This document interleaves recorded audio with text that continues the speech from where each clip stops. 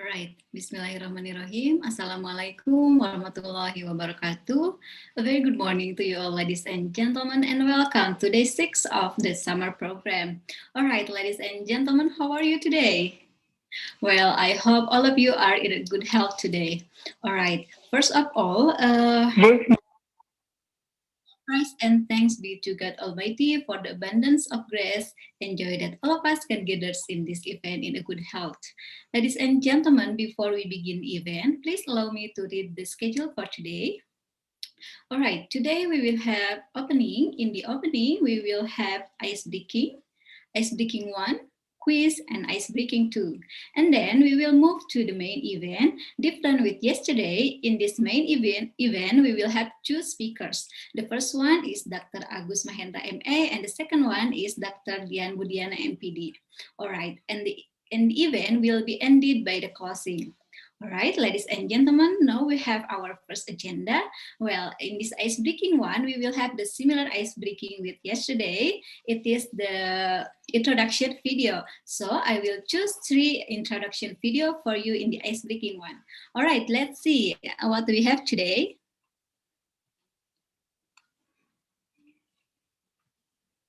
Okay, let me share the screen.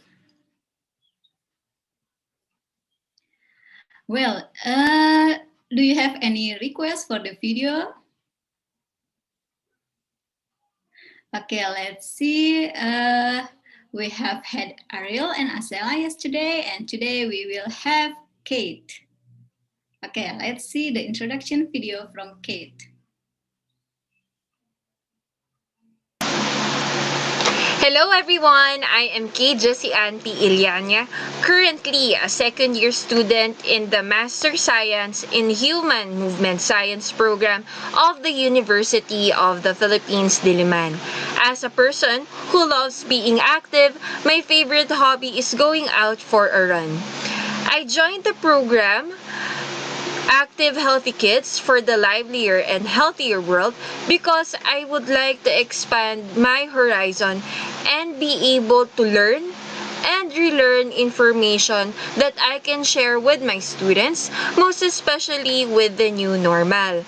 As a PE teacher, I believe that my role is to be an experienced facilitator, which will provide my students the stimulus for them to discover their never realized capabilities to encourage participation in physical activities and limit sedentary behavior. Once again, I am Kay Jessie Anti Ilyanya, and thank you very much. All right, that is the introduction video from Kate, and it is such a good introduction, yeah, and we wish that we can improve the physical activity for the community, right? All right, we will play the second video. Do you have any requests or suggestion? Which video which is going to be played? Okay, I guess I will choose one. Okay, Matthew.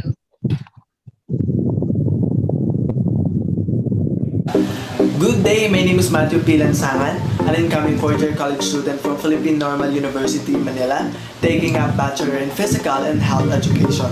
I am a sports and dance enthusiast. I do Zumba and play games and sports during my free time because it serves as my stress reliever.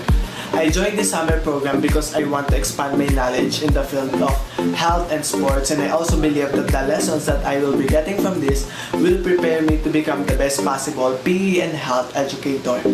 My advice to people to increase physical activity and reduce sedentary behavior is to manage your time properly, invest in prioritizing your health, and be innovative.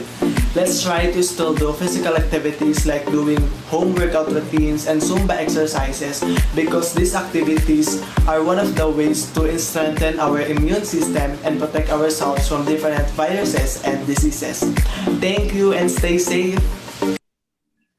All right, that is an introduction video from Matthew. Yes, we hope that our program will be beneficial for you when you are teaching PE in class. All right. That is the second video, and we will play the third one. Do you want to choose the video? Anyone? Does anyone want to choose the video? Right, we still have lots of video here. Okay, then I will choose the last video from Ira. Should I call her Ira? Okay, I'm sorry if I... Hi everyone, I am Ayote Gabernay. I am an incoming fourth year student taking a Bachelor in Physical Health Education in Philippine Normal University. I enjoy being engaged in different physical activities such as biking, trekking, running, and even lifting. I also love playing sports, and luckily in college I became part of the PNU Women's Basketball team.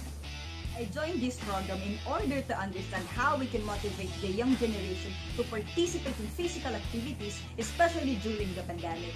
All of us can be a catalyst for change, and this summer program is an opportunity for us to equip ourselves.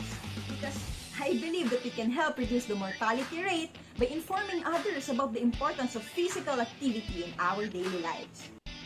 Change starts within ourselves, so start moving and avoid sitting for too long. Always remember to take care of yourselves because you can only do more if you are healthy. All right. Thank you to Ira. What a wonderful video. She is so cheerful and enthusiastic, right? All right.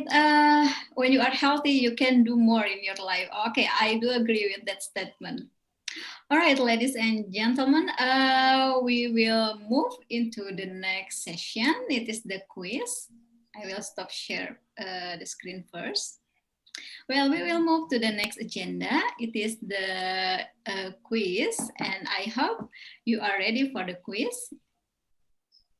All right, please open your quizzes applications. And here we have the code.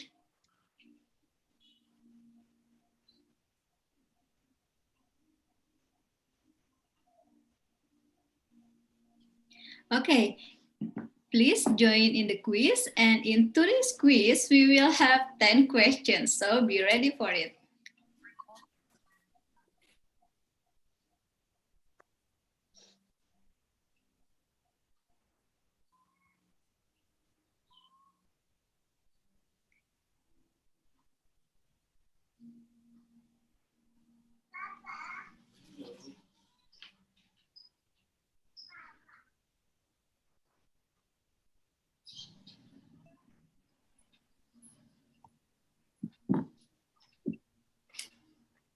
Okay, how many participants are in this room? Okay, let's see.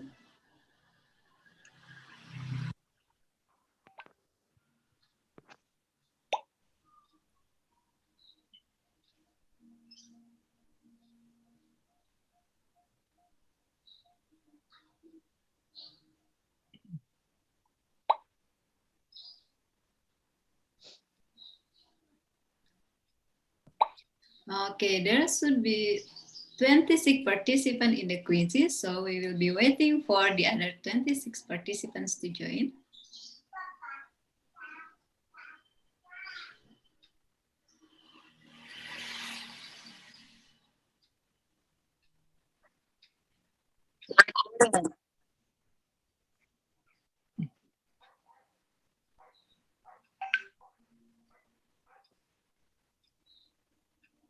Okay, in this quiz, we will have 10 questions related to healthy lifestyle. So be ready for the materials.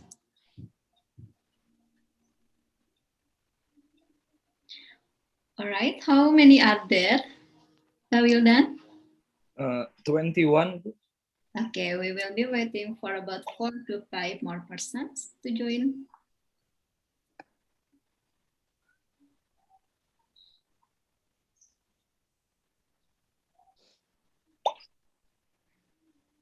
All right, because today we have 10 questions, so the quiz will be longer than before, but don't worry, just take your time.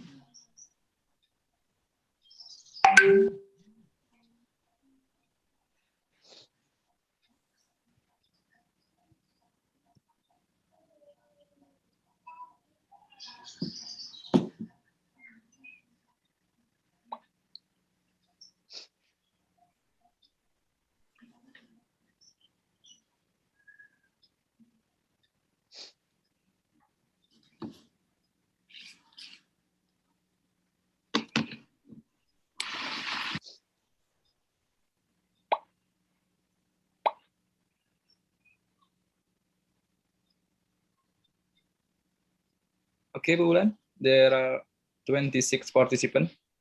Okay, please start the quiz, Pak Wildan. Thank you. Okay.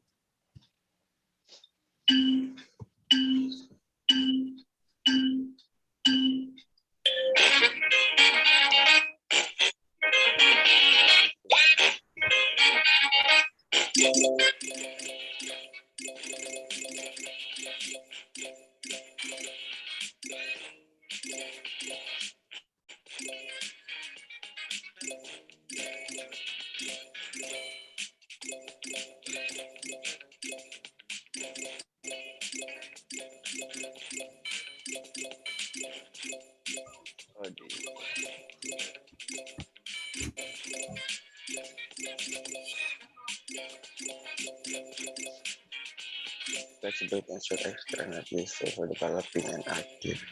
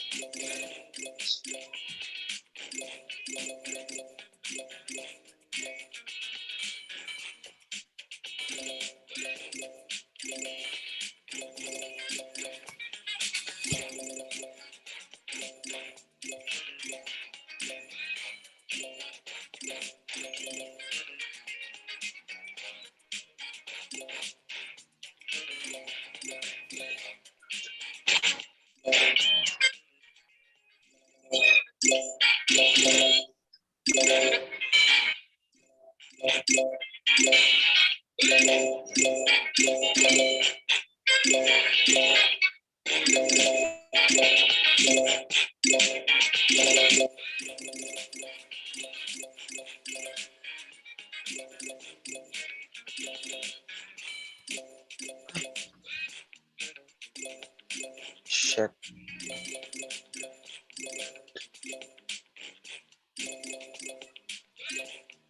Let's see.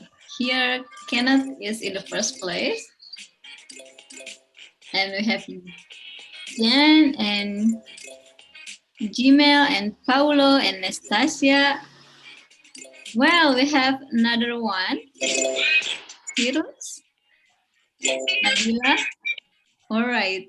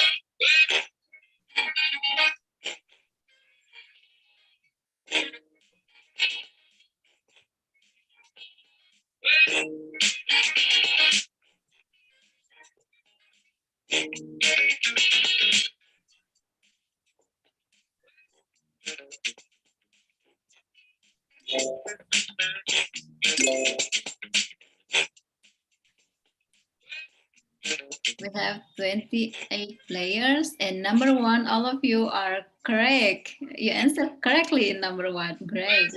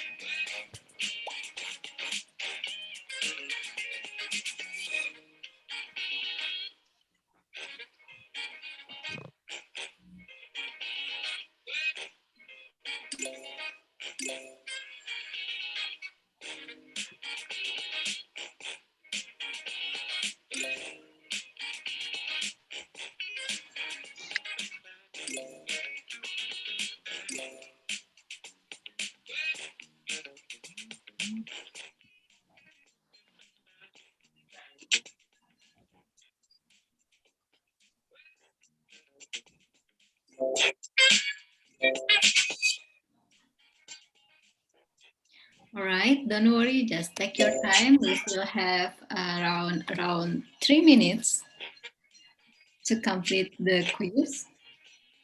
So just take your time and try to answer.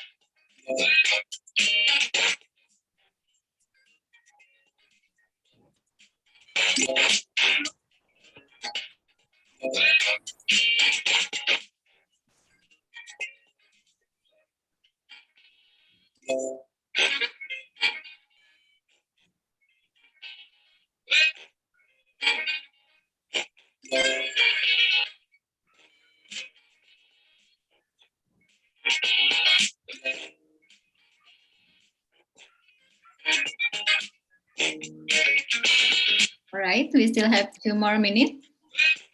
Has everybody completed the quiz? Let's see. Okay, we will be waiting for 2 other minutes.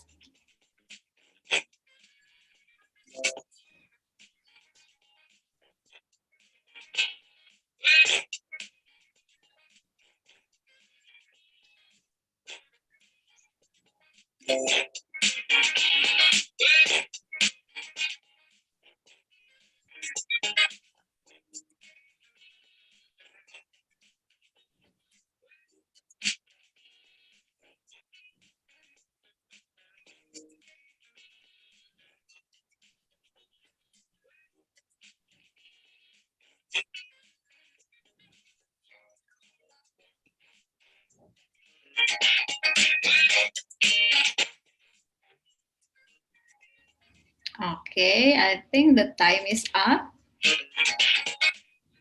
Okay, let's check the score and who is the winner of today's quiz. Okay, let's see.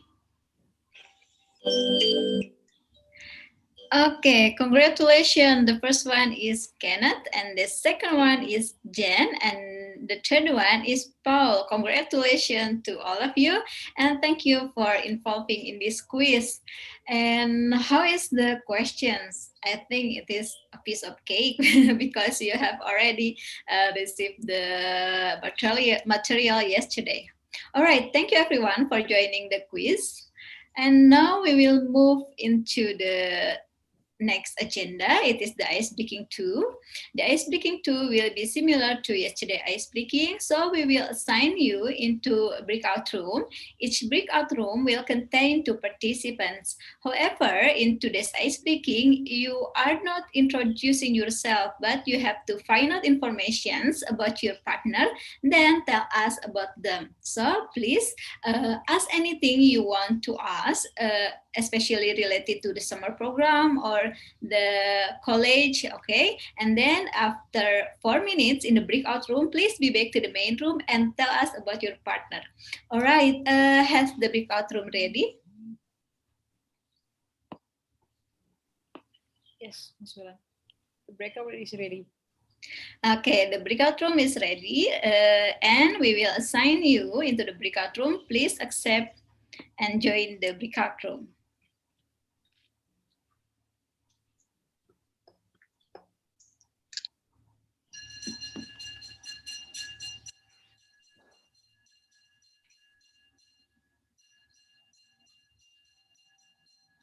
Okay, you will have 4 minutes, so please try to know more about your partners to tell us about them.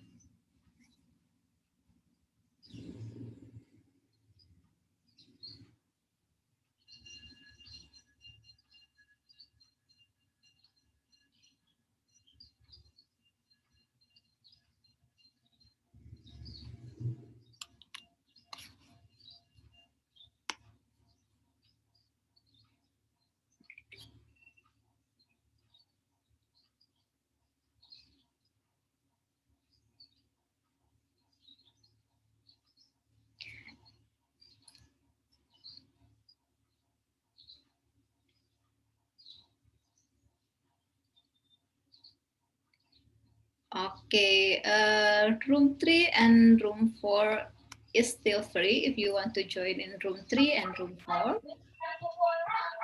Also, room 7, there is no participants in room 7. You can join in room 7. Right. Room 9, room 13, and room 17. And in room 16, there are only one participant. So if you want to join in room 16, please.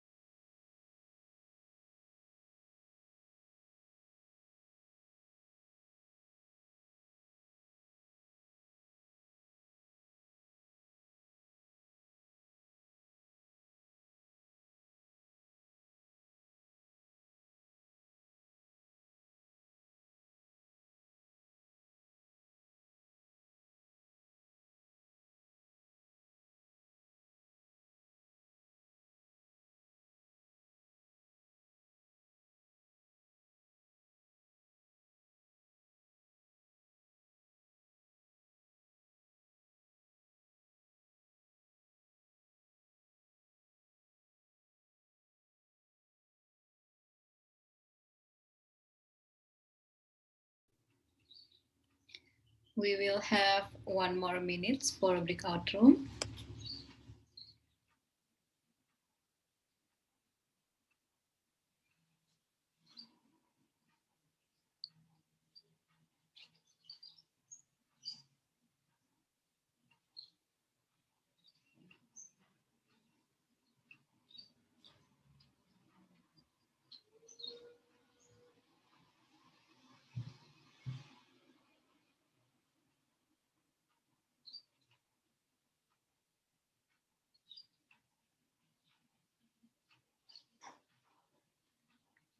All right, I think the time is up for the conversation. Please be back to the main room.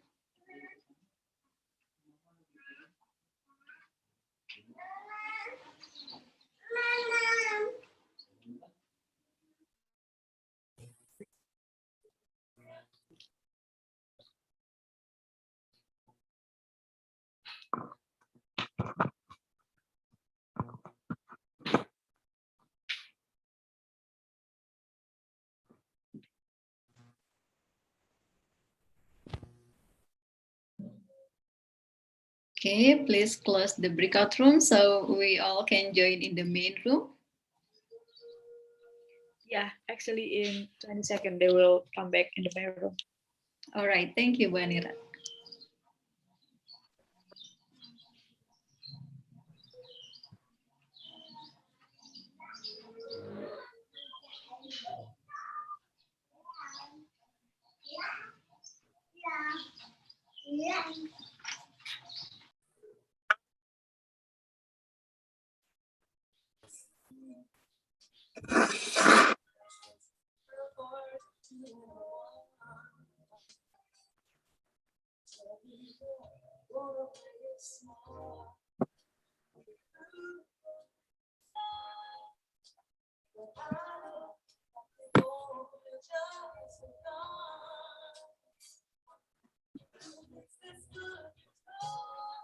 All right, we still wait for another 4 participants. All right, welcome back to the main room. And in this session, we want you to introduce your partner when you are having conversation in the breakout room. All right, we will be waiting for another 3 participants, but that's okay. While we are waiting, I want to ask you who wants to be the volunteer. Hello, good morning. Good morning. Yes, once again, I would like to volunteer. All right, Paul, That's yeah? okay. Yeah. All right, Uh, please, Paul. Good morning to all the participants of these Active Healthy Kids for Livelier and Healthier World, and Morning. also to the organizer. Thank you so much. I was assigned in room 1. With me is Mr. Aryan from the Davao Oriental State University.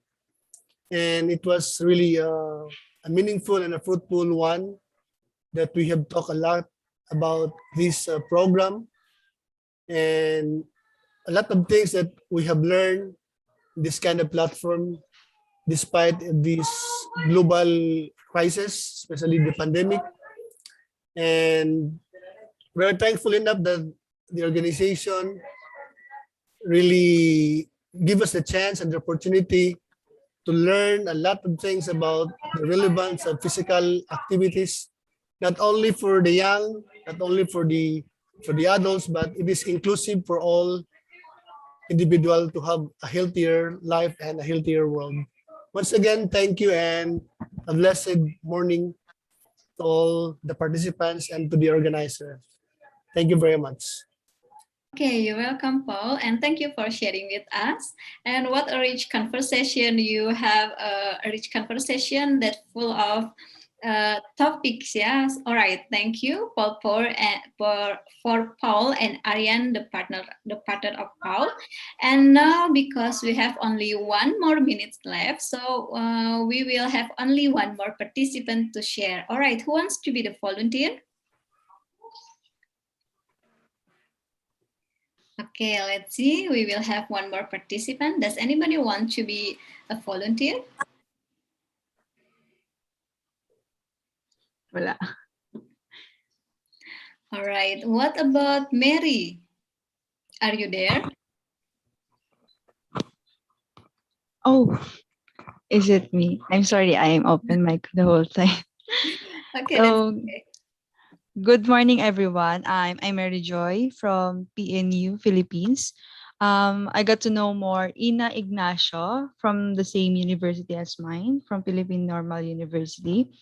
Unfortunately, we didn't have the chance to know each other before the pandemic happened, but this gave us the chance. So Ina, aside from being a PA major, Ina is a part of the varsity. She plays basketball in the women's division, and also she said that she loves writing and singing. She loves writing songs. Actually, while having conversation with her, she is driving. She's having a part time while attending the seminar. So that's it. Thank you. All right. Thank you to Mary Joy who shares the conversations. And it is nice to know that this platform can meet you with Ina. Yeah, all right. Thank you to Mary Joy. And the opening session is enough, I guess. And now we will move to another session. It is the main sessions. And in this main session, we will have two presentations.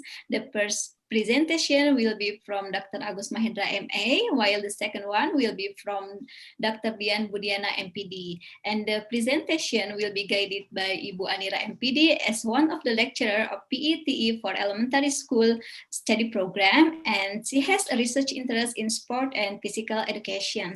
And without any further ado, to Ibu Anira MPD, the time is yours. Okay, thank you so much for kind introduction of me. Welcome for all participants. And in this session, we'll have 60 minutes for presentation and 30 minutes as well for question and answer session. And for today's speakers, we have Dr. Agus Mahendra MA. He will deliver about the introduction to WHO guideline on physical activity recommendation. And Dr. Mahendra is a associate professor at the Faculty of Sport and Health Education, Universitas Pendidikan Indonesia. His research topic is about physical education pedagogy in elementary schools and motor learning practically in gymnastics.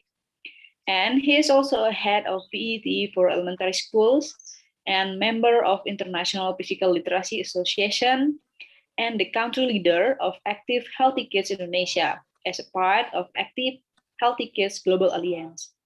And he earned bachelor degree in Faculty of Sport and Health Education, Universitas Pendidikan Indonesia, master degree from University of Iowa, USA, and doctoral degree from Universitas Negeri Jakarta, Indonesia. And ladies and gentlemen, without any further ado, please welcome Dr. Mahendra. Hi, thank you, Bu Anira, for such a nice introduction. Very good morning and good, maybe good day for everyone who already been here. I hope everyone is happy, healthy, and be safe amidst the COVID pandemic season. I hope it will be gone soon, and of course, in this very happy occasion, I'd like to thank you everyone for participating in this summer program. We designed this summer program actually to have our own student from our study program, to have friends and to connect with international students, especially from the region of Southeast Asia, especially, let's say, the neighbor countries like Malaysia, Singapore, the Philippines, and including Thailand and Vietnam. And just before I proceed, I'd like to extend my sincere gratitude to the person who have made you attended in this occasion, in the summer program. It goes to, let's say, to my colleague, Dr. Vergara Lordino, or from PNU. He's my best friend, and I asked him to support us with sending students. So your being here is actually probably indeed by his support. And then I'd like also to extend my sincere gratitude to Dr. Reni M. Barrera from the University of Immaculate Conception from Davao City, and other colleagues that send you to this program, especially from the Philippines. From Malaysia, I also got support from Associate Professor Selina Ku, who also already share our program flyer or poster to the students, and we are fortunate that some of the students from Malaysia also attended our program. So thank you very much. All right. Now, allow me to start by sharing my presentation first, and then I hope everyone could see that right now. Um, but frankly speaking, I'd like to ask you to get down a little bit because uh, a bit different from the previous speakers who, of course, their English are remarkable. But my English is really limited actually because we short of practice. Yeah, it is really difficult in Indonesia to have like media or environment in which we could speak freely in English. My English that have been built so long time ago when I was in the United States for my master degree, it was gone dramatically actually because I have never practiced it at all in my campus. Now, together with my colleague from the PETE for elementary school study program, now we are starting to build this positive climate to always speak English, but it just started about 2 months ago. So it's a little bit short and a little bit late actually, but we always believe that the saying never too late to have anything positive. That's we are trying to do right now. All right. I'm this morning. I'd like to speak about WHO guideline and HKGA, and a bit introducing some of the program a little bit. Active Healthy Kid organization in South Asia, not only Indonesia. So including also in Malaysia and also in the Philippines, from which you are from. They have also actually HKGA, HK organization in your country. So let me start. The scope that I'm going to discuss with you consists of three topics. First one is fact about physical activity and children, which is will be only a little bit mentioned because these are the things already discussed a little bit more deeply by the previous speaker, both Professor Selina from Malaysia and also from Stephen Wong from Hong Kong. And also yesterday you met the remarkable Professor Lisa Barnett, who also talk about this. And then the second topic regarding the WHO guideline in the year of 2020. And then the last but not least, I'm going to talk about HKGA and concern about inactivity in children. So let me start this the first topic.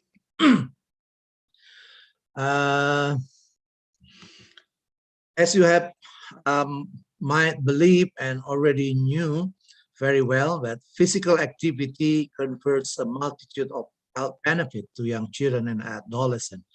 So in every statement from prominent organization in the world, we always heard about this urgency of physical activity related to the health benefit that it brings to all children and adolescents, including also to adult and older adult. And then regular physical activity is believed to improve cardiovascular health, mental health, and muscular strength and flexibility. I am sure that you already know about this. And then physical activity calorie expenditure helps control weight. So you have better weight control when you do your physical activity because it contributes to reducing overweight and obesity. And also, physical activity can also help children and adolescents develop social skill, teamwork, and leadership.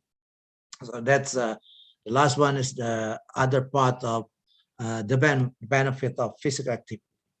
And then the World Health Organization recommends that children and adolescents should have at least 60 minutes of moderate to vigorous physical activity daily. And based on their report, most children and adolescents around the world fail to meet this WHO recommendation, which is very unfortunate for us, and it's also already challenged us to take the action. And then I'm going also to tell you about just to share about what is happening in Indonesia right now. Researchers have reported that rapid urbanization, decreasing number of playground, increasing purchasing power, and therefore easy access to mobile phone and handheld computer are potentially important contributors to low physical activity among children, moreover, Indonesian children. Even though physical activity is a mandatory part of the education curriculum in Indonesia and school are required to employ trained teacher, let's say to provide physical education teacher for any class, little is known about implementation of the policy of the WHO. So now we are facing a very great problem in Indonesia that given the importance of both social and environmental factor in predicting young children and adolescents PE participation, a very strong effort needs to be manifested in a strategically planned program, including calculating the benefit, prospect, and challenges. And in Indonesia, no data ever being produced of how many kids meet this recommendation. And promoting PE, therefore, among the young can have lifelong benefit as healthy habits form early in life and continue into adulthood. That's about the fact and especially a little bit apprehension data available in our country, Indonesia. And then now I'm going to move to the WHO guideline on physical activity and sedentary behavior. This is the 2020 edition and replace the older one, the edition of 2010 and 2018. So this World Organization decided to accelerate the new edition because of the situational factors rising in the world. So we are talking about this and show you about the recommendation. There are actually about 5 groups that was primarily aimed by this recommendation, but I'm not going to tell all of the group targeted by the organization. So I'm going only to mention about three groups, which is I think is the most important group to be to become the target of our organization. Active Healthy Kids Indonesia organization. So the first one is about the recommendation to children and adolescents for those who are aged from 5 to 17 years, 17 years. In children and adolescents, physical activity confers a benefit for the following health outcome: improve physical fitness, in other words, related to cardiorespiratory and muscular fitness, and then cardiometabolic health, including blood pressure, dyslipidemia, glucose, and insulin resistance. Also, bone health, cognitive outcome, academic performance, and executive function, and then mental health uh, by causing reduced symptom of depression and reduced adiposity. So this is the kind of seducing statement from the organization or from the recommendation to be expected to have effect to all to those who ever read this recommendation. And then specifically stated by the recommendation that children and adolescents at least need to have at least 60 minutes a day for MPVA, or moderate to vigorous intensity physical activity across the week. Most of these should be in terms of aerobic one. So as you are the student of physical education department from the university, most of you, I believe, familiar with this term aerobic. Yeah, aerobic is the exercise need or involving the oxygen. What is that? Oxygen's inclusion in to have your muscle produce the calorie. So it is recommended that children and adolescents should do at least an average of 60 minutes per day of moderate to vigorous intensity, mostly aerobic physical activity across the week. And this vigorous intensity aerobic activities should include, let's say, to strengthen muscle and bone, and should be incorporated at least 3 days a week. So with doing this 60 minutes a day, at least 3 days a week, but it will be ideal if you can do, I mean, our children can do it every day. So at least 3 days a week of vigorous intensity aerobic activities, which also involve a kind of exercise to strengthen muscle and bone. There's a good practice statement from that recommendation that doing some physical activity is better than doing none. So if you find, or you think that if you ever met with someone who, let's say, not really active in doing physical activity, but you still can say to and tell them that it's still better if you do at least one or 30 or 20 minutes just a day than doing nothing. And then if children and adolescents are not meeting this recommendation, doing some physical activity will benefit their health. So still the benefit will still being effective to our body. And the children and adolescents should start by doing small amount of physical activity and gradually increase the frequency, intensity, and duration over time. And also it is important to provide all children and adolescents with safe and equitable opportunities and encouragement to participate in physical activities that are enjoyable over variety of activities and are appropriate for their age and ability. And then in children and adolescents, higher amount of sedentary behavior are associated with the following poor health outcome. So it is important for you to also warn the children that they must not be involved or adopt sedentary behavior in their life.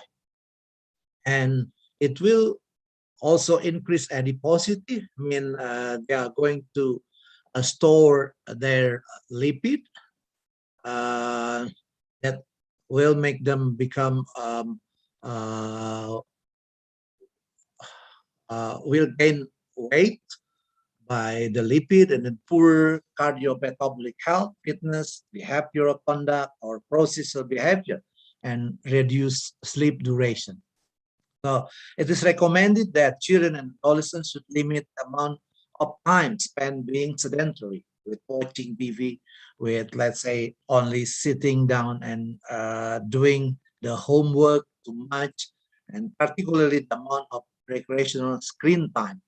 I mean, it is now kind of trend in our millennial generation that their life is strongly or closely associated with their gadget. So their screen time is increasing. Then we need to warn or to give a kind of caution to the children that they have to limit the amount of time spent being sedentary. In other words, the children should be active. And then how about for the group of adults? Adult is considered as anyone who age from 18 years old to 64 years old. It's also almost the same. In adult, physical activity confers benefit for the following health outcome in that they are improved all-cause mortality and cardiovascular disease mortality, and then incident hypertension, incident site-specific cancer, 21st incident type 2 diabetes, and mental health, reduced symptom of anxiety and depression, and cognitive health and sleep. And it's also effect to the measure positively impacted to measure of the adiposity may also improve. This is the figurative recommendation that all adults should undertake regular physical activity, and only the time is a little bit different. There are two choices for the adult, whether they are taking, let's say, at least 150 to 300 minutes, consisting of moderate intensity aerobic physical activity, or at least 75 to 150 minutes if the physical activity in the rate of vigorous intensity of aerobic physical activity. So if your physical activity, let's say it at the rate of moderate intensity, and you are not going to, and you feel that you don't really like to have vigorous intensity, then you have to take longer time in doing your exercise, in doing your physical activity. You can choose between these two, and I think it will be depend on their initial state of their ability. And also adult from age 18 to 64 also need to at least 2 days in a week to do muscle strengthening activities at moderate or greater intensity that involve all major muscle groups. So there's a kind of particular recommendation that for adults they need to have moderate to greater intensity involving major skill. Major muscle group. Yeah. So with doing, let's say, push up, pull up, or sit up, back up, and any other like squat jump, or maybe with the resistance exercise, it's also good for their muscle. So adults should also do muscle strengthening activities at moderate greater intensity that involve all major muscle group on two. It's better to have more day in a week. So as this provide additional health benefit.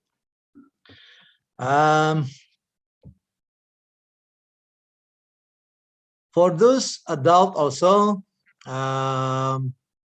yeah, for additional health benefit, they have to let's say combine between 300 minutes a day or 150 minutes a day. It's just like already mentioned previously. About the practice statement, it's almost also the same with those for children. So doing some physical activity is better than doing none. If adults are not meeting this recommendation, doing some physical activity will benefit their health, and adults should start by doing a small amount of physical activity and gradually increase the frequency, intensity, and duration over time. So if you start, let's say, because you feel that you are not strong enough or you are not having a good fitness enough, then you may start from only, let's say, in terms of frequency, just do only 30 or 60 minutes a day, and then try to improve in the next week.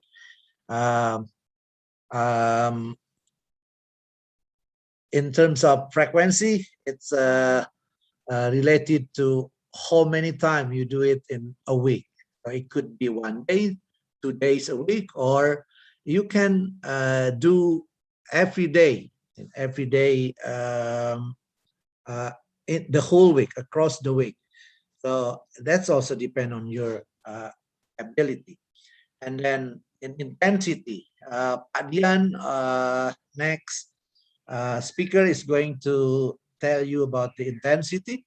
It's related to the very simple way or the very simple method to measure about your intensity through maybe pulse rate, yeah, or heart rate.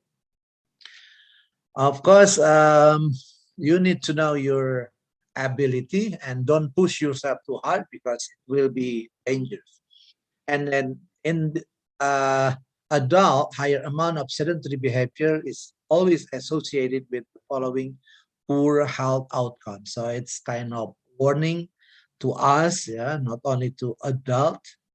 I am adult already, almost become older adult actually.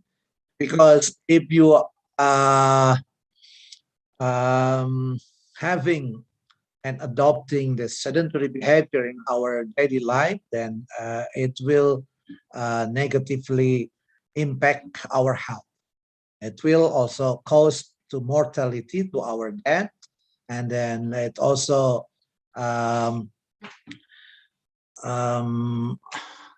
direct cardiovascular diseases mortality, and then cancer mortality, and incidence of cardiovascular disease, cancer, and type 2 diabetes.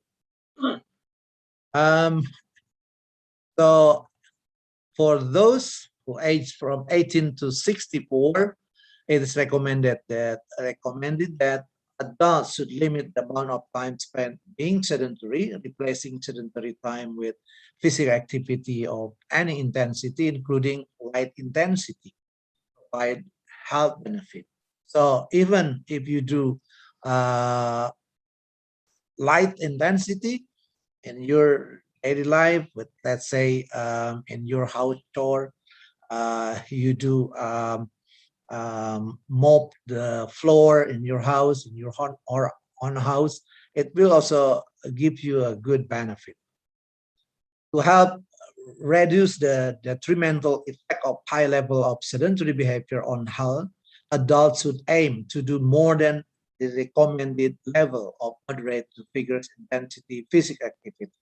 Of course, it is clear that if you can do, then if you already built your better ability, then you have to try to, let's say, to go beyond what you are, in which you are right now. But always remember that you should limit the amount of time spent being sedentary. So it is now kind of seducing activity, because so many good TP program. So you just if you are not being well aware about this situation, you are going to be tempted to spend your more time on TV watching, let's say. Instead, actually, you should try to replace with more physical activity of any intensity, like stepping up the ladder in your house if you uh, have, or in the close environment. It is better for you than becoming a sedentary person. And then now we are coming to the older adults. This is the third group that I already mentioned before. So in older adult, physical activity confers benefit following health outcome. It's also almost the same. Improve all-cause mortality, and then cardiovascular disease mortality, incident hypertension. So remember that this hypertension is started commonly. It is common to have even young men now already got the hypertension. Um, um, what is that?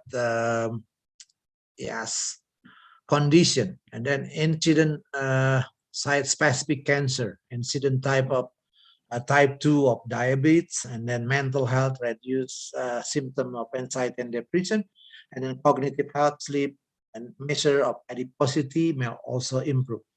In other older adult, also physical activity help prevent falls and falls related injuries and decline in bone health and functional ability.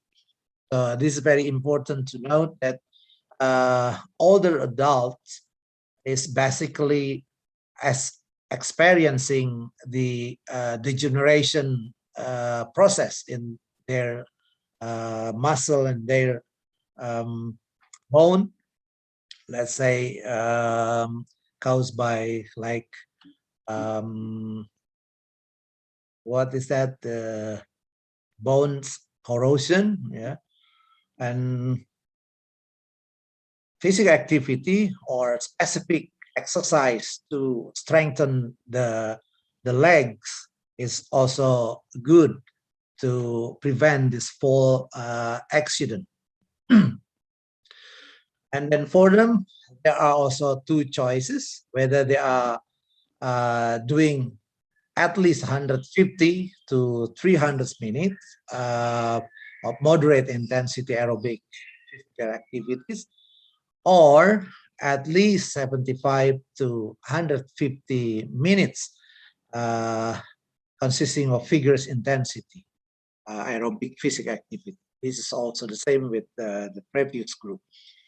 And I think this is also the same. Although older adults should also do muscle strengthening activities to moderate or greater intensity that involve all major muscle group on 2 or more days a week, as this provide additional benefit.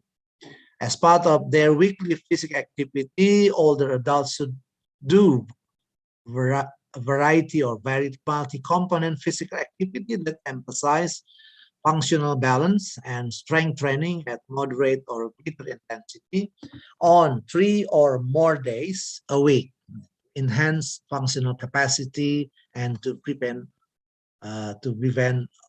falls. So can be summarized that older adult may increase moderate intensity aerobic physical activity to more than 300 minutes or do more than 150 minutes of a bit higher intensity of aerobic physical activity, or an equivalent combination of moderate to vigorous intensity activities throughout the week for additional health benefit.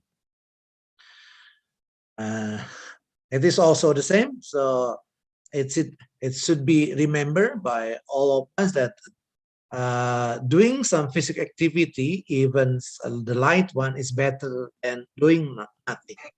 If older adults are not meeting the recommendation, doing some physical activity will bring benefit to health. And then older adults should start by doing small amount of physical activity and gradually increase the frequency, intensity, and duration over time. So it's just almost the same with the previous one. Older adults should be as physically active as their functional ability allow, and adjust their level of effort for physical activity relative to their level of fitness. In older adults, higher amount of sedentary behavior are associated with the following poor, sorry, how can I go back? But okay, it's the same. So older adults should limit the amount of time spent being sedentary. It's kind of caution for them. Replacing sedentary time with physical activity of any intensity, including light intensity, provide health benefit. And to help reduce a detrimental effect of high level of sedentary behavior on health, older adults should aim to do more than the recommended level. Always, almost same, yeah. To do more than the recommended level, moderate to vigorous intensity of physical activity. I think that's the end of the first topic. Second topic, sorry, about the recommendation from the World Health Organization. And then now allow me to go on to the third topic related to HKGA and global metrics. Sorry, it's a kind of typo. There shouldn't be I between T and R. So it could be should be metrics and profile of HK in Southeast Asia a little bit. Yeah.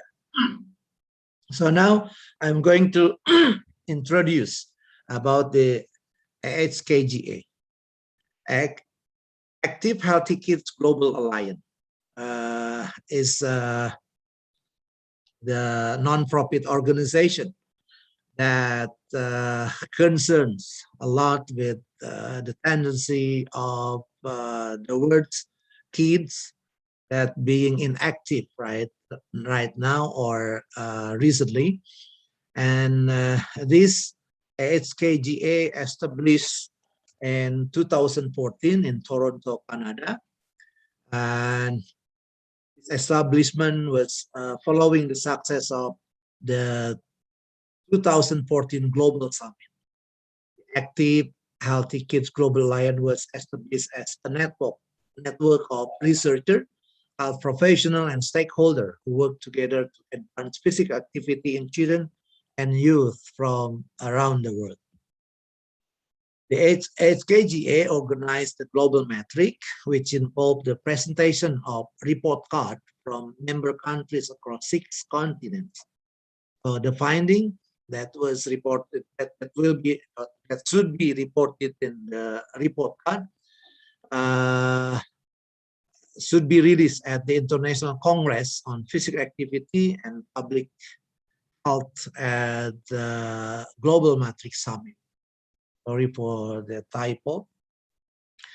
And what they always stated. Uh, so they cannot they call it like a key message.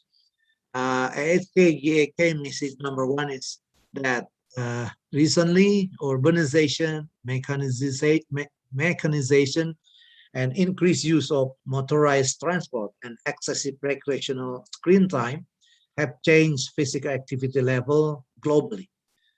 Pushing back against this trend requires change to social and built and environment. It will take many sectors of society working together to shape behavior to get our children and youth more physically active. And their health depends on the action. And key message number two from the AHKGA is that countries succeeding overall rely on very different approaches to get kids moving. What is consistent between all of them is that physical activity is driven by pervasive cultural norms.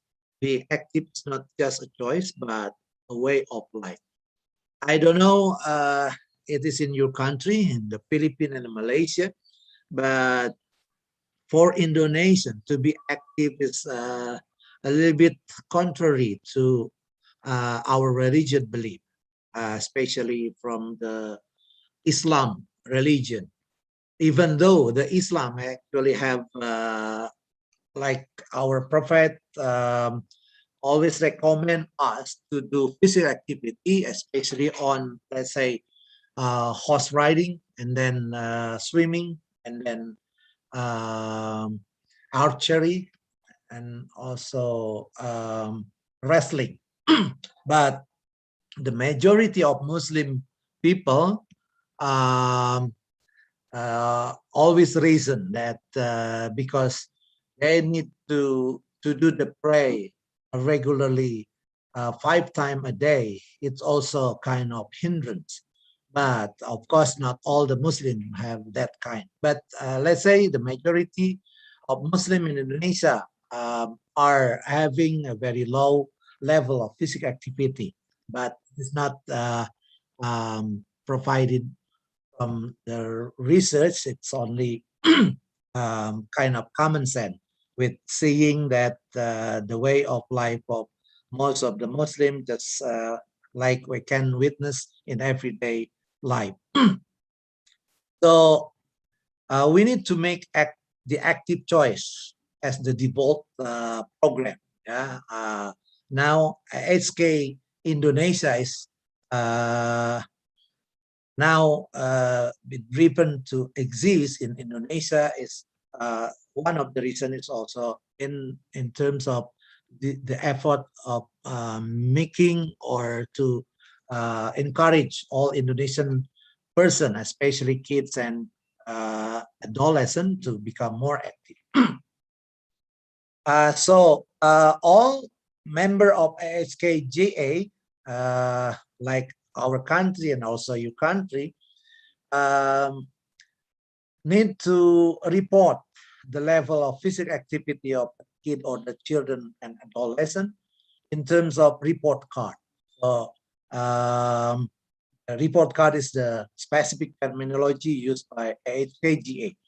It serves as a public awareness mechanism and call to action through a nationwide media advocacy strategy and accountability index for all citizens. And then it's also a surveillance synthesis mechanism. It's also an advocacy tool for physical activity leader and organization, and a policy driver.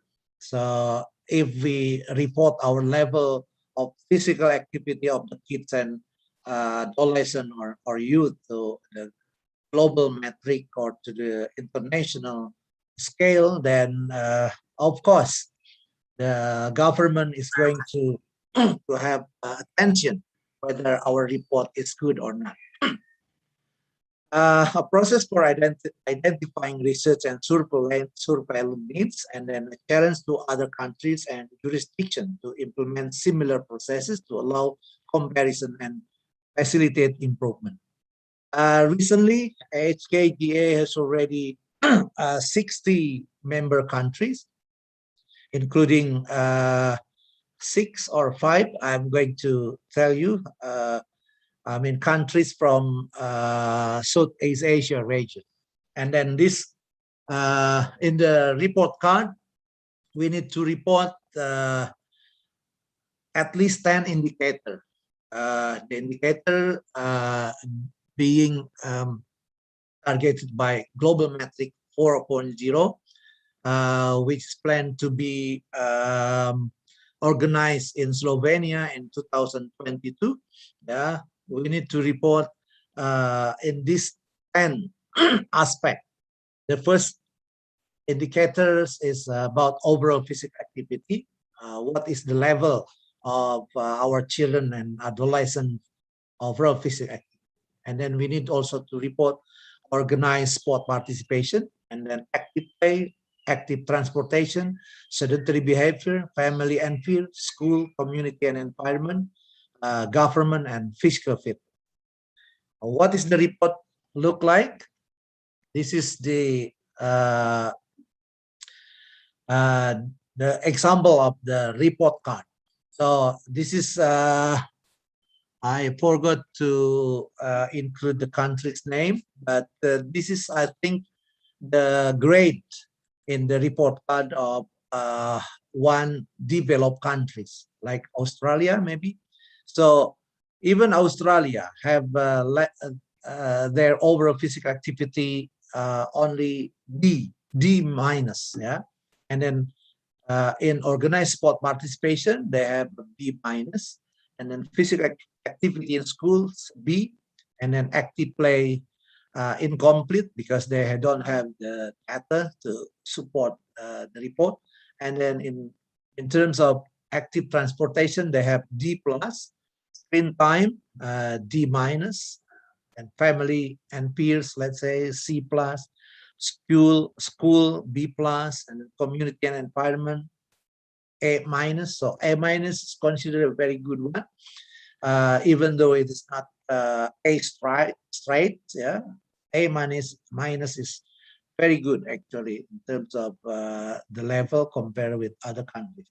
And then government, the way government produce the policy to encourage their society, their citizens to do more physical activity. It is Australia also only have D, yeah, and then in terms of physical fitness, they have D plus and so on. So it was the what we call the grade that should be reported. So AHKI or HK Indonesia is going to report those grades, those indicators to the global metric at 2020.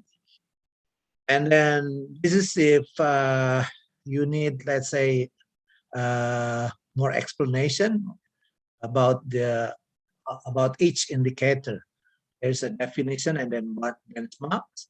But I'm not going to tell you this to detail. Just let's say, just glance view of this. So you can visit our website, or you can also visit the HKGA website to find this definition and benchmark. So it's you can easily find this in every website. And then now I'm going to mention about the AHK member in Southeast Asia region. Yeah, but so far it's only, I call it, prominent countries from Southeast Asia region that has become member of AHKGA. What I mean with prominence, of course, because yeah, we know better in terms of what is that? Let's say the level of wealth of the countries in Southeast Asia, only several countries that could be considered including in this group. Indonesia, yeah, I am is the myself is the country leader for the AHK Indonesia. We call it AHKI, together with Dr. Dian Budiana. He's the co-leader of AHKI. Right now, Dian Budiana is a vice dean for academic affairs in the Faculty of Sport and Health Education, Universitas Pendidikan Indonesia. And also, he is also from the same study program, from PETE for Elementary School Study Program in UPI. And then this is the AHKI leader. Sorry, not AHKI. I don't know how to. I don't know the name of it in Europe in the Philippines. But I just name it AHK the Philippines. Yeah. The leader is Jonathan Y. Kagas, MHC, PhD, maybe PhD candidate. Yeah. So Kagas is an assistant professor at the University of the Philippine Diliman College of Human Kinetics. I'm not sure whether the participant from the Philippines also come from this university or from this college. I also do not know where is the Diliman College located in the Philippines. What I knew is only the PNU in Manila City, and I ever visited colleagues from department or from the Institute of Physical Education, Health, and Dance. Yeah. That time the director was Dr. Lordinio Vergara. But that's why I mentioned him and beginning. And then this is the co-leader of the AHK the Philippines, Maria Franz Malari, PhD. She's also from Diliman College, the Philippine Diliman College of Human Kinetics. And then from Malaysia, there's only one who appear in the AHKGA website. So the co-leader, the leader from, or the country leader from Malaysia, AHK Malaysia is Associate Professor Dr. Muhammad Razif Shahril, PhD from UKM. UKM is also, it is University Kebangsaan Malaysia. I haven't been there, and I just met him in one kind of meeting in for AHKGA also once. And then this is from AHK Singapore. Look like that he's not Singaporean citizen, or I'm not sure about that. His name is Paul Muller Raymond Snyder. Look like Germany name. Yeah, he is an associate professor from Seoul Swee Hock School of Public Health, National University of Singapore, or from NUS, from NUS. And then the co-leader from Singapore is Sophie Bozi Sen, MPH PhD. Is also from NUS. So it's just like in our case, country leader and co-leader from ASK Indonesia is from Universitas Pendidikan Indonesia. So it's depend on who is going first, because probably the HKGA prevail the rule first come first serve basis, yeah, in terms of accepting the member. And then this is from Thailand. The country, the Spyrods, I was Saunuam. Yeah. is from Thailand. And this is the co-leader, Piyawat Atewongsa PhD. He's an assistant professor from Mahidol University, very famous university in Thailand, I think. And then the last one is AHK Vietnam. Yeah, I don't have the biograph of those. So there is only name for country leader. There is Dan Ha Pan, PhD, and the co-leader is Pan Bak Nguyen, PhD. So those are the HKGA member from Asia, Southeast Asia region. I didn't see any countries from, let's say, Burma or Laos or what is that? Cambodia and so on. So that's why I call it prominent countries from Asia, Southeast Asia region. And then for AHKI itself, we have two functions that AHKI need to do. First, to encourage the society to make their children and youth be active physically in their daily lives, and therefore they could hope to have benefit in return in terms of their health, physically, mentally, socially, and even spiritually. And then second task of or our duty is to make grades of this physical activities element of the kid and youth and report it in terms of report card to the government and the international society. In this term is HAGA. So those are the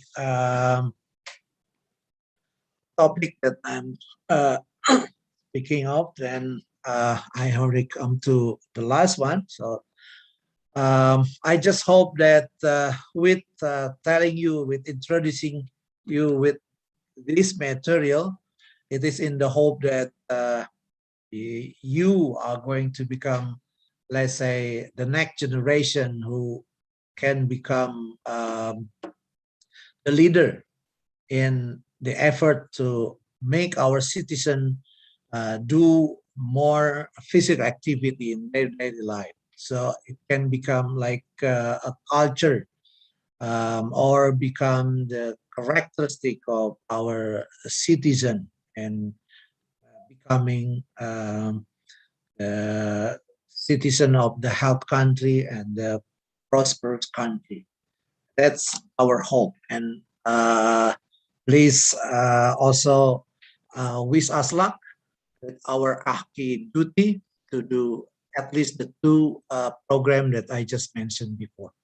Thank you very much, and hope you understand my English and my ability to speak with you in English.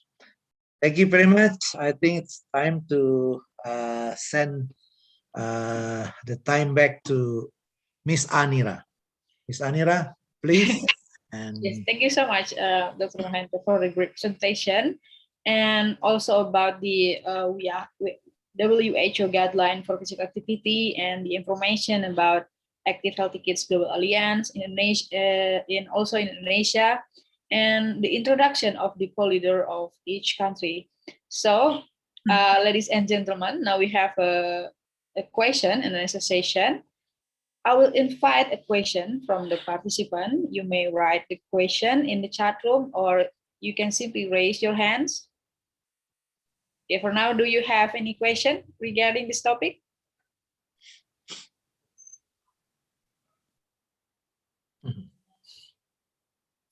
Yeah, we have Paulo Marquez here. So Paulo, please, you can directly ask the question to Dr. Mahendra. It's not a question per se, but more of a sharing, if it's okay. That's okay. Yeah, that's okay. Fine. Yeah, I'm really fascinated because I really love physical activity because growing up, I was diagnosed with ADHD, so I'm really a hyperactive child or person. And growing up, I experienced many types of sports and activities and dancing, like ballroom, like um, football, swimming, boxing, taekwondo, karate, many things just to have an outlet for my physical activity. And it really helped me because I was really different from other kids, so it made me down. And like physical activity really improves your mood, and like it really helps you because with the cardio, it really um grows the production of the feel good painkillers called endorphin. So it really is a fascinating thing, and it's a powerful thing because it can help and save a lot of people if they do more physical activity, especially those who have a mental disability or mental problems. Because that is my personal advocacy, is to help people with disability, especially students. So I'm really fascinated with today's topic because it has talked about a little bit of the mental issues related to physical activity. That's all. Thank you very much. Yeah. Wanira? Yeah, you can if you have any ad for the sharing session with Yeah, Paul. of course. I'd like to thank you very much to Mr. Paulo Marquez for the sharing. Yeah, it's also, I think it kind of light evidence that physical activity help a lot to the person who have any, let's say, any physical or mental or social problem. But I don't think it's kind of problem. But there are so many person who have that kind of problem. So in your position, Mr. Paulo, I think I'd like to encourage you also to become one of the person who, let's say, would like to help other person with asking them to move more active, to do more physical activity or sport or games, because it helps you a lot. So you can say to the society, to the parent, to the kid that it is yourself is real evidence about the benefit of physical activity, let's say. And of course, this is also my intention that this summer program is going to be extended for our own student. So after this program, we are going to open or to organize the same summer program, but it could be in the whole program is Indonesia in our bahasa or our language, to have students from our own country, because frankly speaking, this program is kind of prerequisite from our university. So we are required to have first the international one, because it also will give benefit, positive benefit for our, let's say, image, our university image in terms of university ranking. Yeah. To have international students to involve or to engage in our program. But then we need also to think about the necessity of AHK Indonesia to have also kind of agent like yourself, like you, uh, because it is in our aims and our intention that this summer program is to prepare or to make it more people become aware of the benefit of physical activity. So we need help and need support from other. We cannot do uh, only by us, or by only, let's say, our lecturer. So we are trying to make the next prepare next generation to become the instructor, to become the person who is ready to us to encourage children, to encourage people to have their increasing level in physical activity. So that's my not my answer, but my reaction to your share. I'm really happy that you see that our program and our topic is also beneficial for all of you. Thank you very much, Mr. Paulo. Yeah, thank you so much for Paulo and also from Dr. Agus Mahendra. And I would like to say thank you so much, Paulo, for sharing us about the experience as the one of the ADHD. And ladies and gentlemen, Paulo also mentioned us about that PA is helping him a lot with his mental issues. So this is a great message to all of us that maybe someday our students or maybe our families or our college and our friends have the same condition. You know that a physical activity could help him a lot with the condition. So I would like to invite more from the students. Maybe you have any question about this, you can raise your hand and speak directly to Dr. Mahendra, or you can also write the question in the chat room. So maybe one of you want to have a great sharing again, like Paulo did.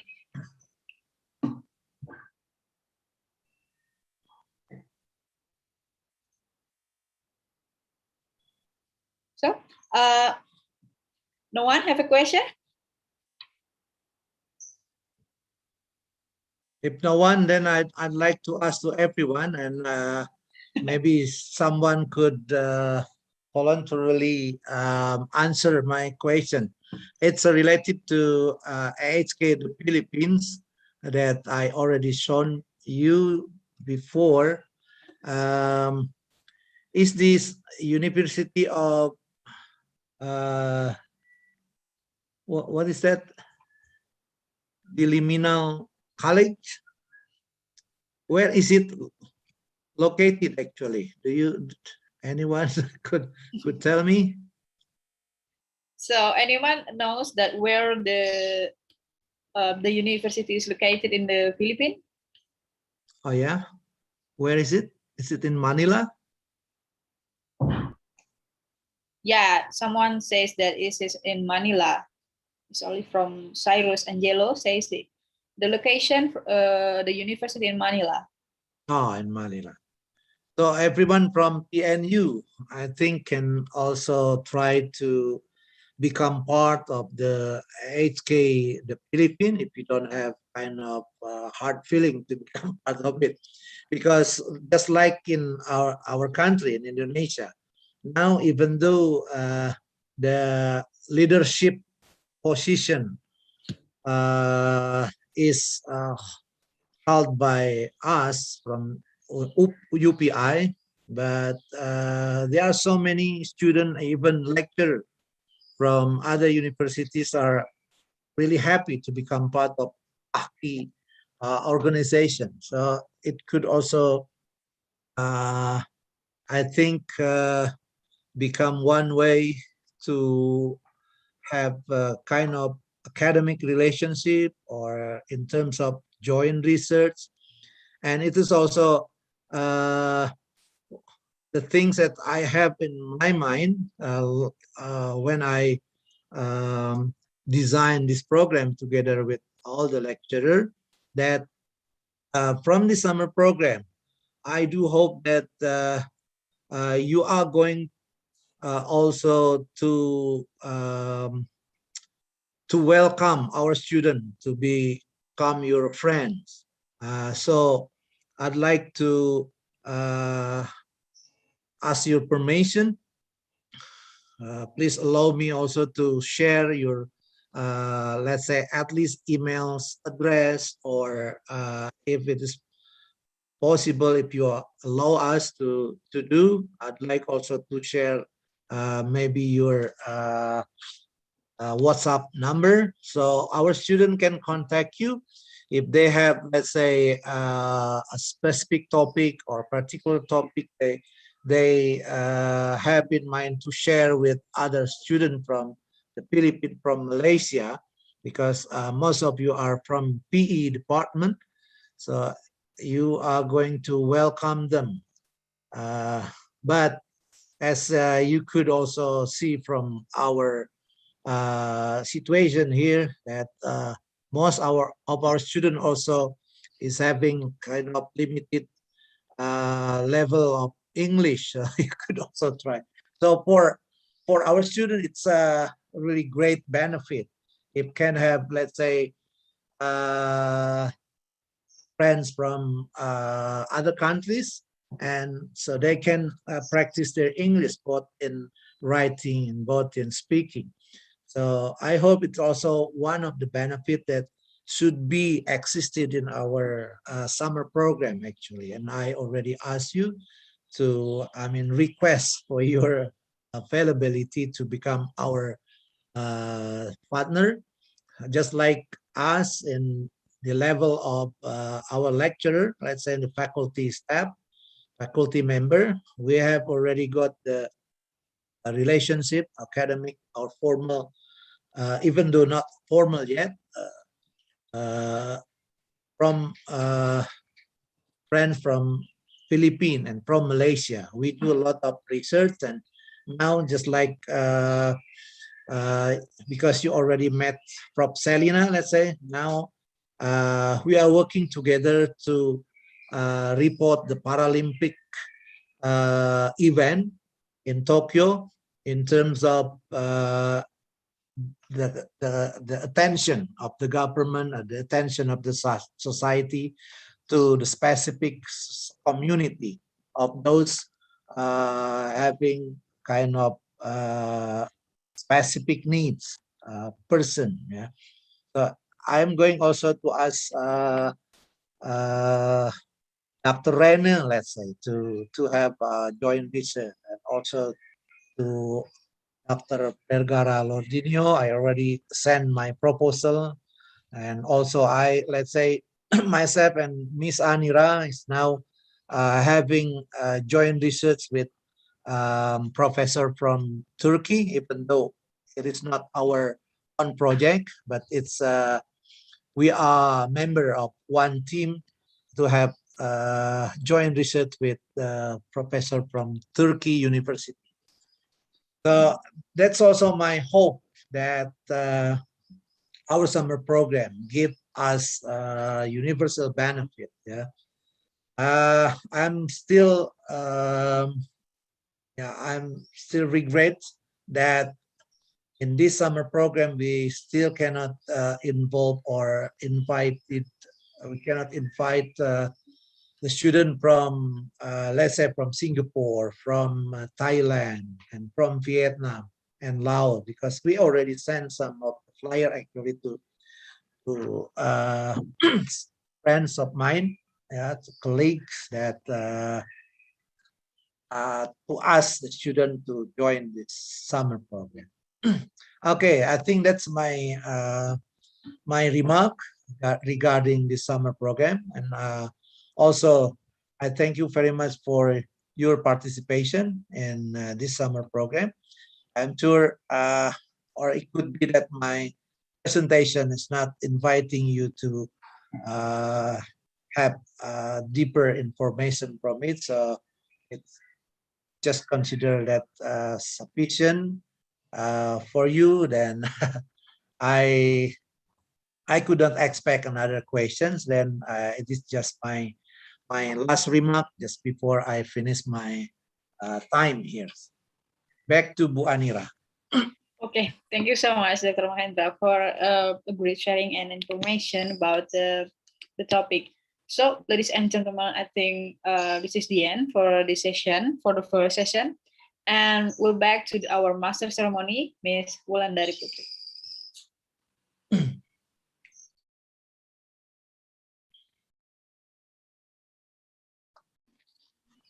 All right, thank you to Ibu Anira and to Dr. Agus Mahendra MA, and thank you to all participants who has been involving in our first presentation sessions.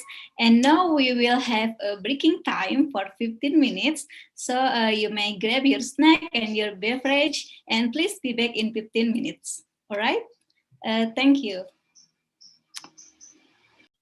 Thank you. Bye-bye.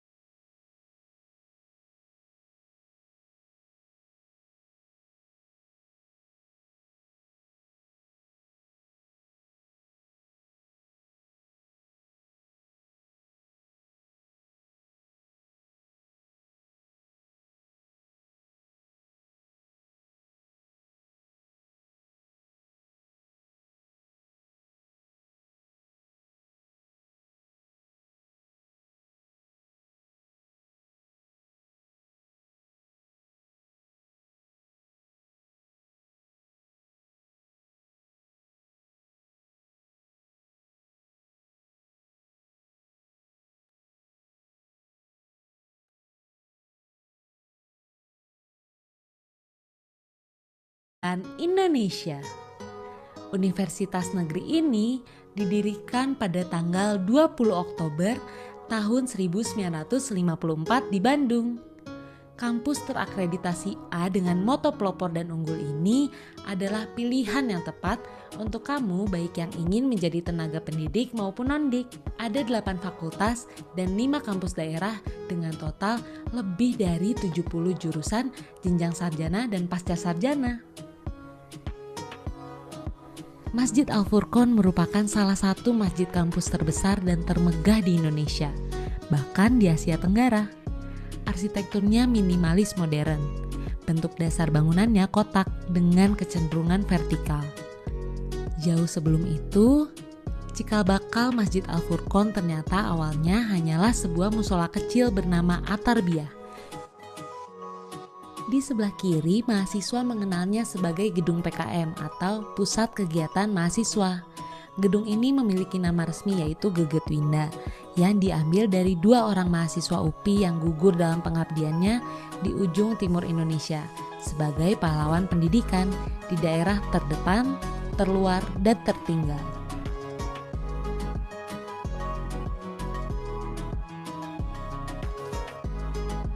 Bangunan ikonik UPI ini bernama Isola yang berarti menyendiri. Gedung ini merupakan bangunan bersejarah di Kota Bandung. Fungsinya sekarang adalah kantor rektor dan dekan UPI. Di sebelah kiri kita bisa melihat Fakultas Pendidikan Bahasa dan Sastra. Terdapat 10 program studi, yaitu 2 program non-pendidikan bahasa dan sastra, serta 8 program pendidikan bahasa.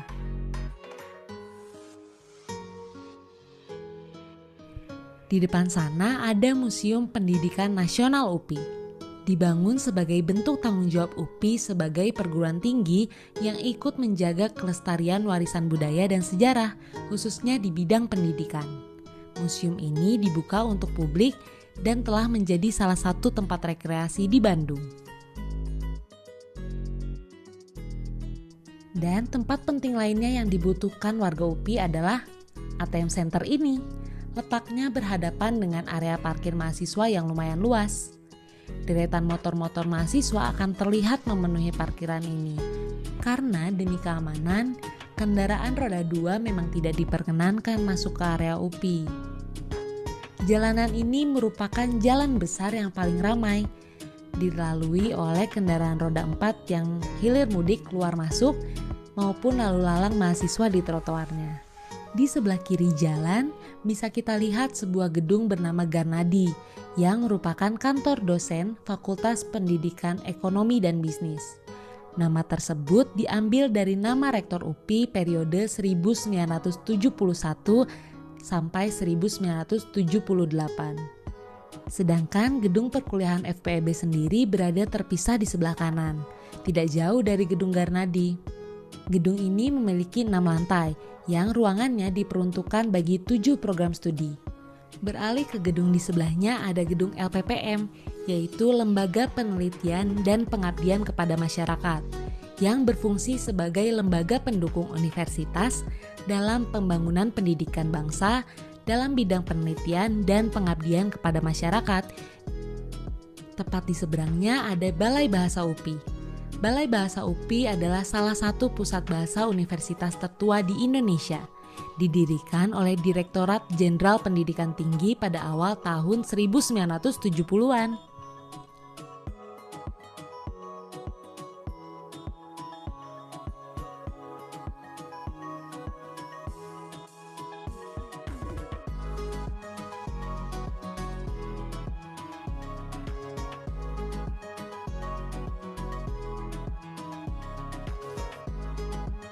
Di depan sana terdapat sebuah gimnasium, tempat paling berkesan karena bukan hanya fasilitas olahraga mahasiswa UPI, tetapi juga tempat pertama para mahasiswa baru berkumpul dan tempat terakhir mahasiswa merayakan kelulusannya. Gimnasium ini secara umum digunakan untuk pembelajaran dan pertandingan seperti basket, bola voli, futsal, tenis meja, serta bulu tangkis.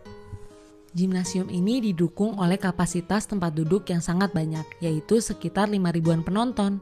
sehingga layak dan pantas untuk menjadi tempat berlangsungnya kejuaraan tingkat nasional bahkan internasional. Terdapat 2 fakultas yang berada di dekat gimnasium. Yap, yang sebelah kiri jalan adalah Fakultas Pendidikan Olahraga dan Kesehatan atau kita kenal sebagai FPOK. Fakultas ini memiliki 5 program studi yang banyak diminati. Nah, di seberangnya terdapat sebuah taman bugar yang cantik dan terjaga. Kemudian di sebelah kanan jalan terdapat Fakultas Pendidikan Matematika dan Ilmu Pengetahuan Alam atau FPMIPA. FPMIPA sendiri memiliki 3 gedung dan yang ini merupakan gedung C, lebih difungsikan untuk jurusan ilmu komputer. Sebelum kita melanjutkan ke gedung FPMIPA yang lain, sekarang kita memasuki area sport. UPI memiliki lapangan hijau di sebelah kanan yang dilengkapi fasilitas wall climb, lalu gelanggang kolam renang dan stadion. Selain dipakai untuk pertandingan tingkat nasional, kolam renang UPI juga dipakai untuk rekreasi masyarakat sekitar dengan tiket yang sangat terjangkau. Selanjutnya, stadion yang UPI miliki biasanya digunakan untuk kepentingan perkuliahan seperti sepak bola, atletik, kegiatan olahraga, maupun acara-acara kemahasiswaan. Tribun utama dan penunjangnya diperkirakan dapat menampung sekitar 500-an penonton. Fasilitas di dalamnya terdapat kolam renang untuk pertandingan yang berukuran 50 x 25 meter dengan kedalaman 2 meter. Kolam untuk rekreasi dan pembelajaran renang anak-anak yang kedalamannya hanya 50 cm sampai 1 meter. Dan kolam dengan menara papan loncat untuk loncat indah. Kedalamannya mencapai 8 meter dengan menara papan loncat setinggi 10 meter.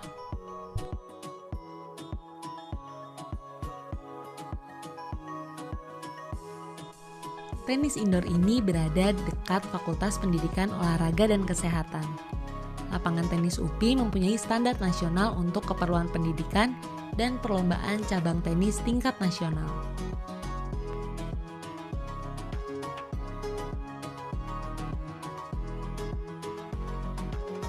Tadi kita sudah melewati gedung FPMIPA C. Sekarang tibalah kita di gedung utamanya yang bernama JICA, yaitu Japan International Cooperation Agency. Gedung ini dibuat dari kerjasama dengan Jepang, jadi arsitekturnya sama dengan gedung-gedung atau sekolah di Jepang yang sangat ramah lingkungan. Terbukti dengan banyaknya kaca atau jendela sehingga penggunaan lampu bisa diminimalisir. Isola Resort adalah hotel yang dibangun sebagai pusat pelatihan program pariwisata di Universitas Pendidikan Indonesia. Hotel ini tentunya merupakan tempat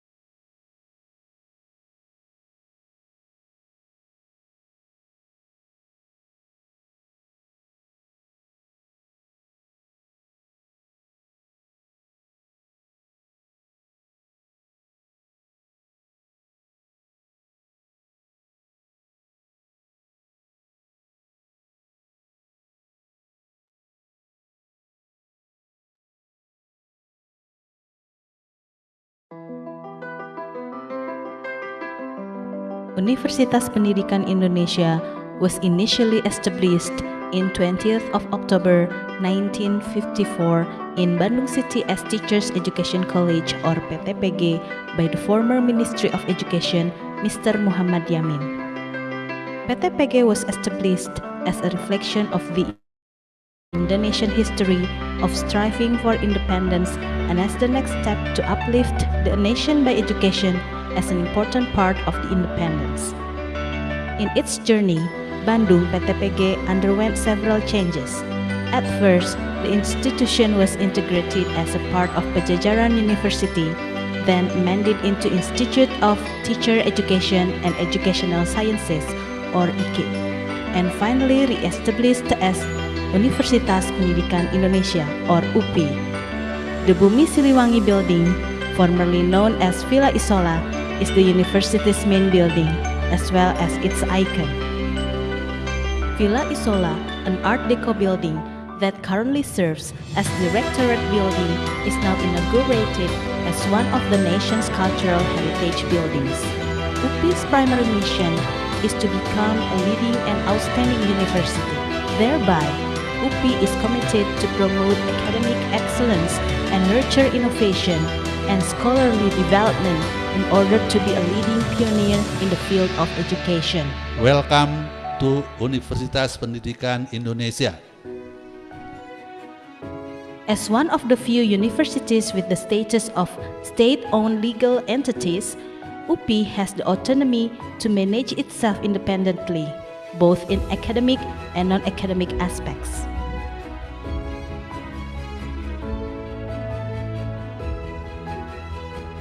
By having scientific, educative, and religious as its motto, UPI strives to balance the three concepts all in one harmony.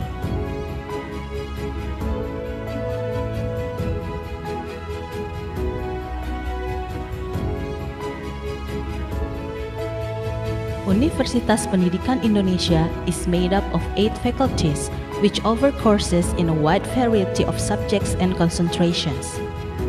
Faculty of Educational Sciences, Faculty of Social Science Education,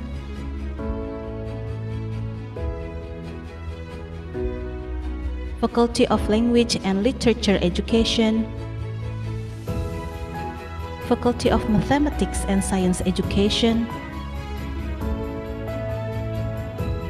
Faculty of Technology and Vocational Education, Faculty of Sports and Health Science Education, Faculty of Economics and Business Education,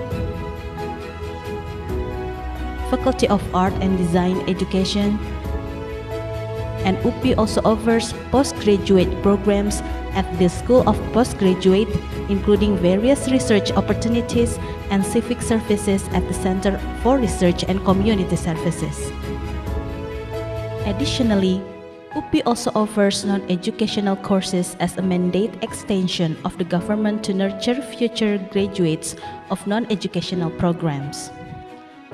UPI, in its academic implementation, is committed to apply cross-fertilization approach between educational and non-educational programs to mutually strengthen both of the areas. In maintaining a consistent level of satisfying quality, UPI is devoted to improve the quality of education services through systematic efforts and increase the number of highly accredited study programs.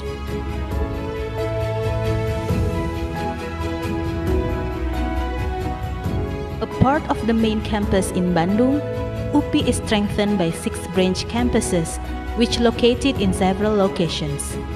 UPI Bumi Siliwangi, UPI Cibiru, UPI Tasikmalaya, UPI Purwakarta, UPI Sumedang, and UPI Serang. The university is home to more than 3,000 students and hundreds of international students with 1,300 experienced academic staff, dozens of visiting professors, and 700 non-academic staff. UPI offered various programs ranging from foundation to postgraduate level, and the teaching is conducted both in Bahasa Indonesia and English.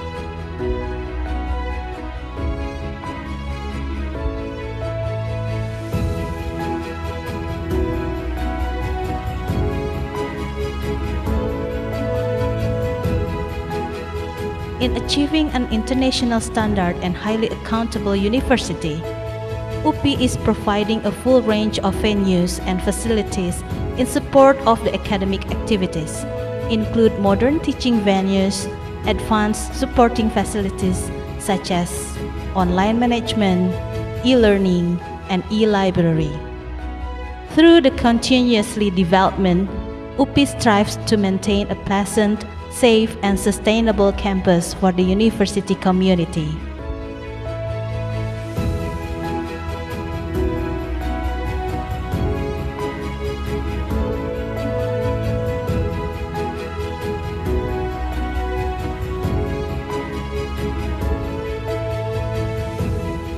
In fostering student activities, UPI optimizes the empowerment of student activity unit, namely UKM or Unit Kegiatan Mahasiswa, and the engagement of students in various activities related to their talents, interests, and intellectual. Thus, it is not surprising if UPI students got many achievements at the national and international level.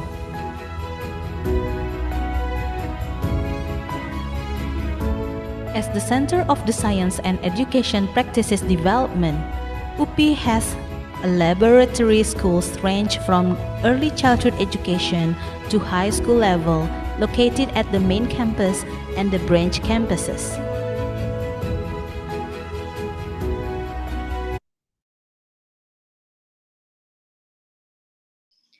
All right, welcome back everyone. How is the breaking time? Well, I hope you are ready for another sessions. Well, welcome to the next session. In this session, we will have the second speaker. But before we have presentation from our second speaker, we firstly will have a quiz. Are you ready for the quiz? Yeah, before the presentation session, we will have the quiz first. And we have shared the link in the chat room. And Pak Wildan, would you kindly share your screen? Oke, Bu.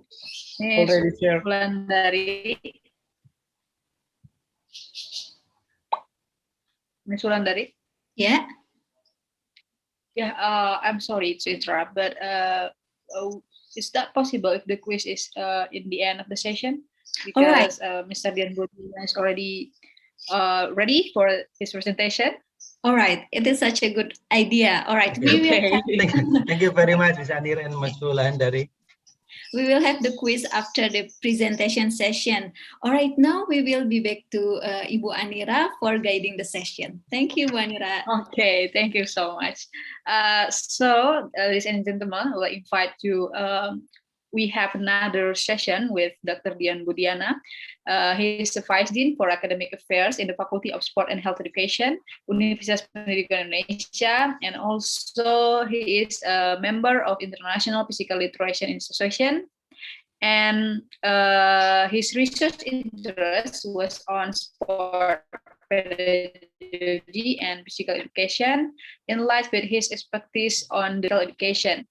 So today, Mr. Dian Budiana will talk about physical fitness and health status. And ladies and gentlemen, without any further ado, please welcome Dr. Budiana. Okay. Thank you very much, Bu Anira. Bismillahirrahmanirrahim. Assalamualaikum warahmatullahi wabarakatuh. Waalaikumsalam. Hello, everybody. Good morning. Please on your camera. Hello, everybody. So everyone, Mr. Dian Budiana invite you to switch on your camera. Okay. Yeah. Thank you, Paulo. It's really good to see you. Okay, thank you, Paulo Marquez. Yeah. Okay. Are you still excited? Paulo? Very much excited. Very much, sir. Okay, thank you very much. Let's go some exercise before listening my presentation. Okay, everybody, can you follow me? Okay, do you understand, Paulo? What am I gonna do, sir? Yeah, let's go some exercise before listening my presentation. Okay, for his hand-ups, who likes the hand-up? Okay, everybody. Okay, everyone, let's Full stretch hand-up. our hands first. Okay, and you count to time 8. 1, 2, 3, 4, 5, 6, 7, 8. Okay. And then move to left. Move to left. Okay, Bu Anira, you can count to time 8. So this is the great one actually. So we have to stretch our body for sit for a long time. Okay. Okay. Move to right. Yeah. Okay. Yeah. Move to down. Okay. And move to forward.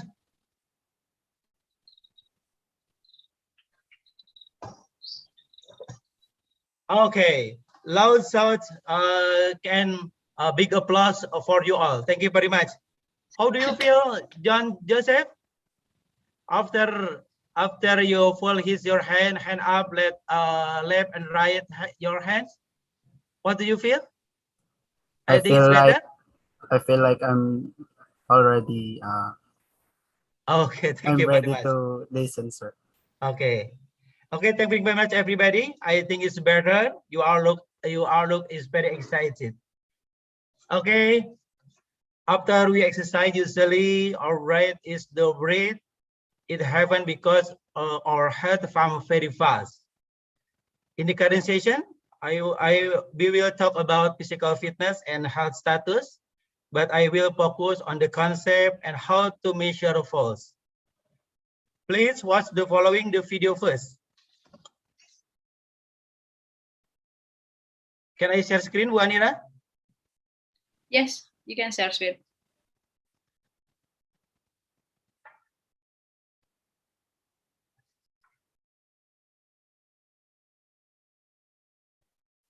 Bu Anira, you saw my video? Yes, we see your video, but Okay. there is no sounds. Maybe you can close it again and then tile the checkbox in the button. Okay, okay.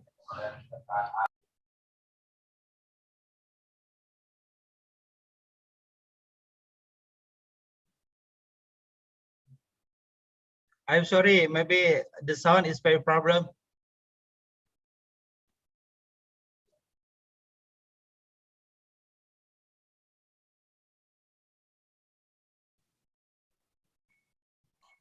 Dimatiin dulu, Pak. Share screen-nya matiin dulu. Oke, thank you very much, Pak Ecer. Kemudian ada checkbox di bawah ketika mau share. Oke. Ada tulisan share sounds, Pak. Di bagian samping kiri pojok ada 2 untuk optimize video clip.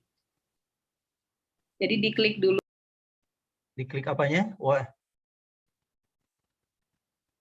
Diklik dulu tombol share screen. Yeah. Nah, nanti di bagian bawah ada tulisan share sound sama optimize for video clip. Diklik, Pak, dua-duanya dicentang. Baru dipilih desktop yang mau di share screen-nya. Oke. Oh, optimize for video clip? Ya, ada share sound juga. Jadi dua-duanya diklik. Oke, thank you very much, Bu Anira. Side of your windpipe, and then Morganson, and I'm a care team manager at Iora, as well as a registered nurse. I'm going to discuss with you today how you can measure one of your vital signs, your heart rate, from the comfort of your home. First off, let's discuss what a normal resting heart rate is. For adults, a normal resting heart rate ranges between 60 and 100 beats per minute. In general, a lower heart rate at rest implies more efficient heart function and better cardiovascular fitness. Okay, now that we've discussed what a normal resting heart rate is, let's talk about what you can do at home to check your own heart rate. The first step to checking your own heart rate is going to be to find your pulse. There are 2 places on your body where it's fairly easy to find your pulse. These are on your neck and on your wrist. If you choose to check your pulse on your neck, then you're going to look for what's called the carotid artery. To do this, you're going to take 2 fingers, place them just to the side of your windpipe, and then directly underneath your jawline, nice and snug underneath the jawline. If you choose to locate your pulse at your wrist, you're going to take the same 2 fingers, place them just beneath the base of the thumb, ensuring that the index finger is snug up against the outside bone in the wrist. Whether you choose to check your pulse at your wrist or at your neck, the next step is going to be for you to watch a clock. While watching a clock, you are going to count the number of beats per minute. Now, you can achieve the same result by counting the number of beats in 15 seconds and then multiplying that number by 4, or in 30 seconds and multiplying that number by 2, or you can choose to watch the clock and count the number of beats for 1 full minute. Now, the other option for measuring your heart rate while you're at home is using a device which is called a pulse oximeter, which looks like this. Now, it's very likely that you have seen these devices and used them in one of our clinics or a number of other medical settings.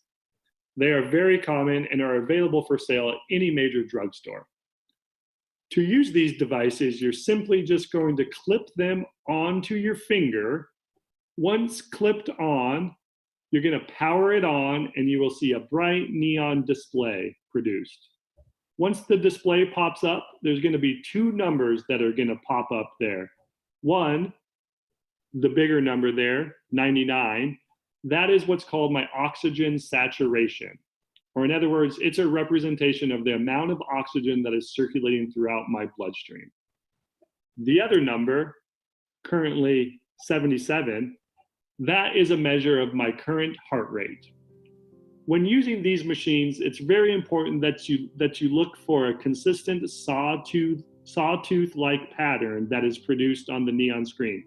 This is a mechanism that ensures that the device is hooked up properly and is getting an accurate reading.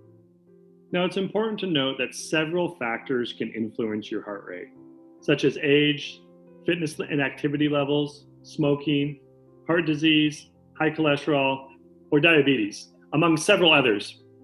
Consult your primary care provider if your heart rate consistently runs above 100 beats per minute, which is known as tachycardia, or if it consistently runs below 60 beats per minute, which is known as bradycardia, especially if it's accompanied by symptoms such as fainting, dizziness, or shortness of breath.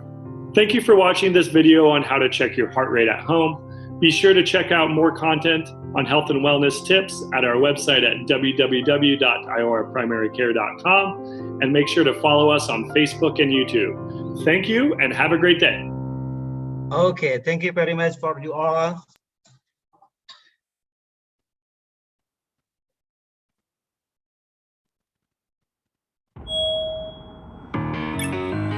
Pengen hasilin uang. Asik, asik, asik. Jeli lihat peluang. Oh, soundnya ya? Yes. Sorry.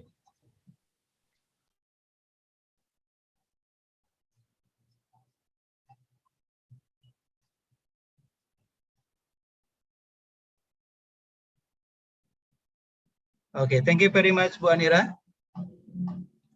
Yeah, everybody, what is definition about your pulse? Yeah, your pulse is usually called your heart rate with the number of time your heart beat each minute. The best place to find your pulse, the first, the rise inside your elbow, inside or your neck, top on your foot. And then how to measure it? The first, gently place the finger on your other hand on this artery. Don't use your thumb because it has its own force that you may feel. Count the beats for 30 seconds and then double then the result to get the number of beats for minutes. And then you can also check your pulse in the carotid artery. This is located in your neck on either side of your vein 5. And then what is the normal heart rate? The first age fitness level. Babies age 1 year, yeah, 100 until 160. Children age 1 to 10. 70 and 120. Children age 11 to 17, 60 and 100. And adults 60 up to until 100. Well, conditioning for athletes maybe 40 and 60. Yeah. And then what is resting heart rate? Yeah. Resting heart rate is the heart pumping to the lowest amount of your blood needs because you are not exercising. If you're sitting or lying and you're calm, the legs and arms and arm wheel, your heart rate is normally between 60 beats per minute and 100 beats per minute. But heart rate lower than go doesn't necessarily signal a medical problem. It could be the result is taking a drug such as a beta blocker. Lower heart is also common for people who get a lot of physical activity or are very athletic. Active people often have a lower resting heart rate, less low as 40, because their heart muscle is better condition and doesn't need to work as hard to maintain a steady beat. Low or moderate amount of physical activity doesn't usually change the resting full month. And then what is the heart rate during exercise? The first, during exercise, your heart should be working hard enough for a healthy effect, but not so hard that your heart is overworked. You benefit the most when your exercise heart rate is within the range of your target heart rate. You can take your pulse rate during for after exercise to see if you are exercising at your target heart rate. How to measure maximum heart rate? This is 220 is your minus your age. Example, my age is 20 years old. To 220 minus 20, similarly is 200. Is this measure maximum heart rate? And then for moderate intensity physical activity, your target heart rate should be between 64% until 76% of your maximum heart rate. For example, 220 minus 20, stability is 200, 64% level, yeah, 2000, 1.64, 100 to 8 BPM, and 76.7 level, 200, 1.76, the sum is 152 BPM. The of a 20-year-old person, estimate makes heart rate with be calculated 100 to 128 minus 162 BPM. For figures intensity physical activity, your target heart rate should be between 77% until 93% of your maximum heart rate. For example, 220 minus 220, and then similarly 200, 77% level is 154 BPM. And then 70% level, the similarity is 186 BPM. A 20-year-old person, estimate max heart rate would be calculated as 154 minus 186 BPM. Then first of all, active exercise, anemia, medicine, fever, heart disease, caffeine, alcohol, and stress, and slow falls, high level of fitness, and underactive thyroid gland, weak force, blood in your arm or leg, disease of the blood vessel, and heart failure. How other factors affect heart rate? The first is body size, air temperature, emotion, and medicine use. Okay, thank you very much, everybody. Bu Anira, back to you. And then I'm sorry, Bu Anira, I'm get the news my auntie is passed away. I finished presentation and back to Miss Ceremony.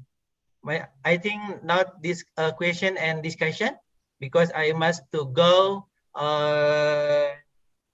make sure about good news. My auntie is passed away. Thank you very much, and I leave is the meeting. Okay, thank you so much, Dr. Budiana, and I'm sorry to hear that your auntie have passed away. Okay, ladies and gentlemen, there is a really bad news actually from Dr. Dian Budiana. So, in this session, we will not have a quiz. I'm sorry, will not have a answer and question session. So, from Dr. Budiana, I would like to express my gratitude for you for the presentation, and we know about measure our heart rate and also the information about heart rate target when we are doing an exercise and physical activity. So, ladies and gentlemen, with the information from Dr. Budiana, so I think I will back to our master ceremony, Ms. Wulandari Putri. Thank you so much. All right, thank you to Ibu Anira MPD, and Dr. Dian Budiana MPD for the presentations. My deep condolences for the news, and I hope everything is well. All right, ladies and gentlemen, since it is the end of the presentation session, now we will move to another agenda. It is the quiz. Well, here we have sent the link in the chat room, so please click the quizzes and prepare your applications. Okay, to Pak Wildan. Okay, Pak Wildan has directly shared the screen. All right, here is the code. So you may join the quizzes now.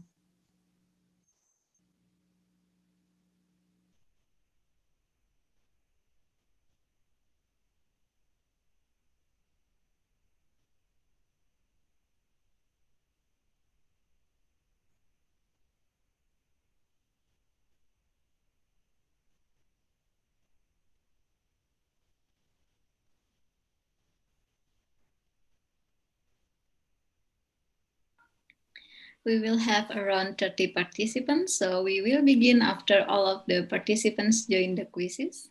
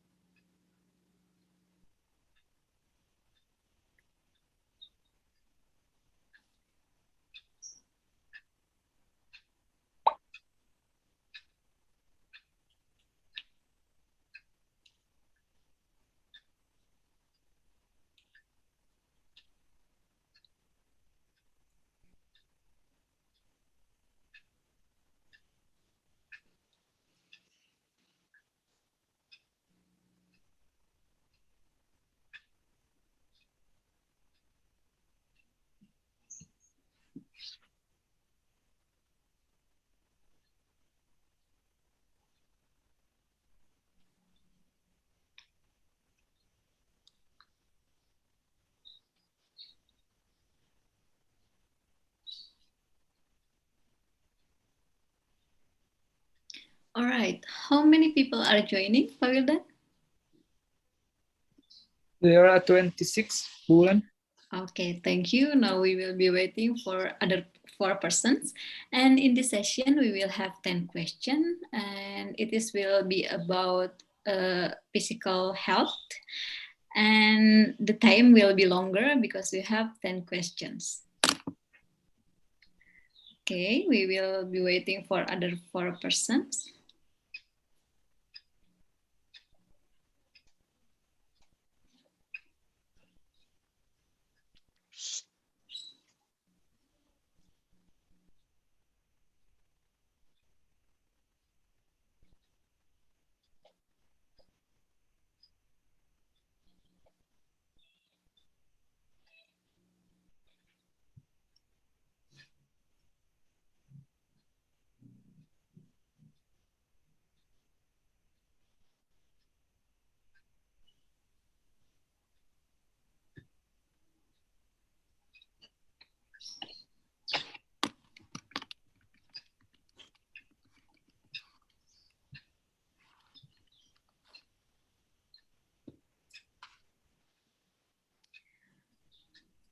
Okay, 27. Okay. We will be waiting for another 1 minute. So we will begin the quiz. Okay, we are still waiting for others to join.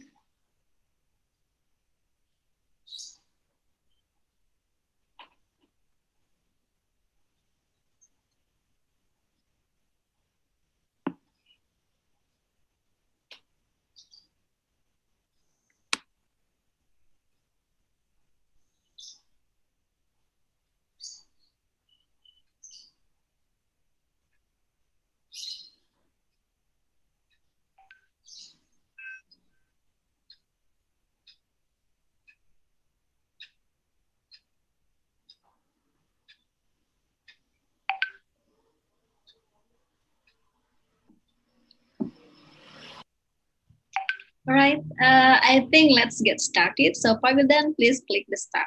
Okay.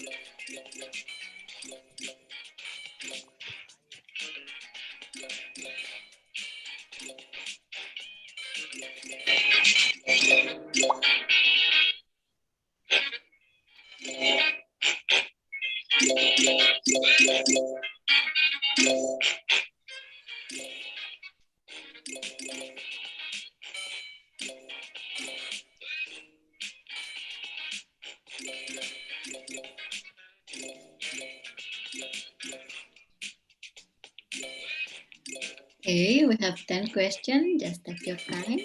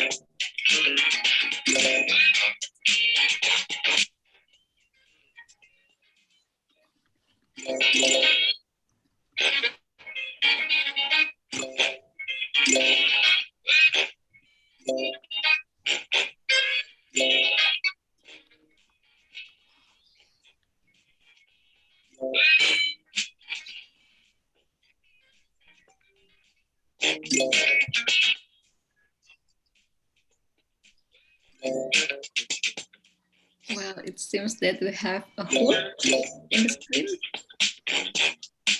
All right, let's see.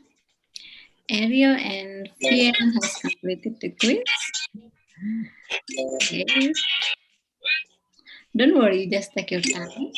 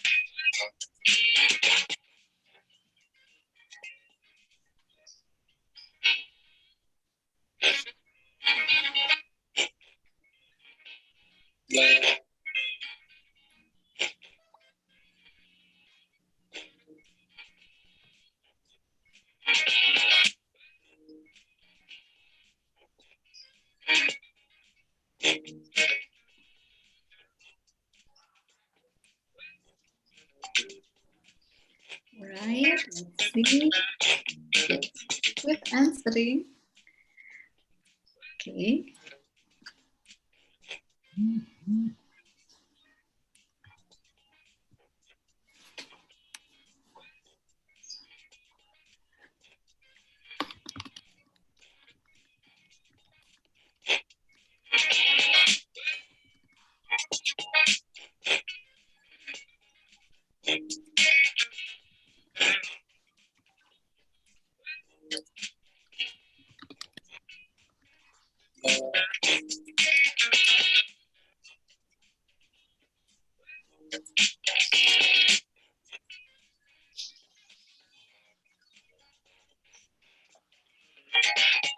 Okay, I hope have completed the quiz. Let's see.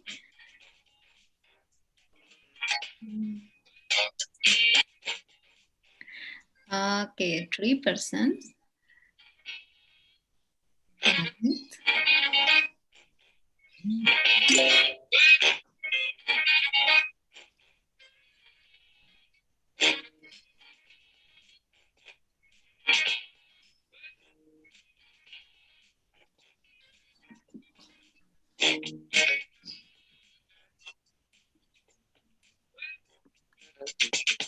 All right, I think we will end in another 4 minutes. So 4 minutes left.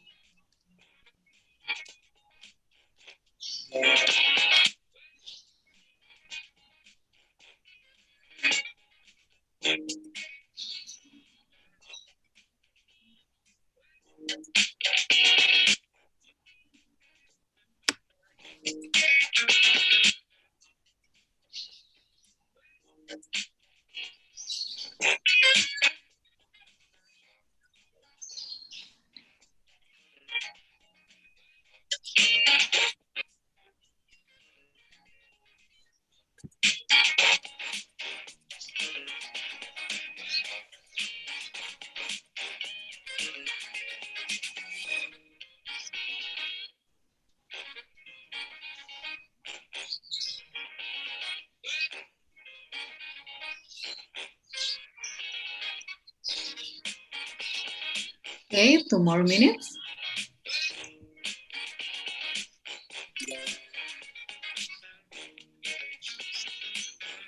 Come on, Mark.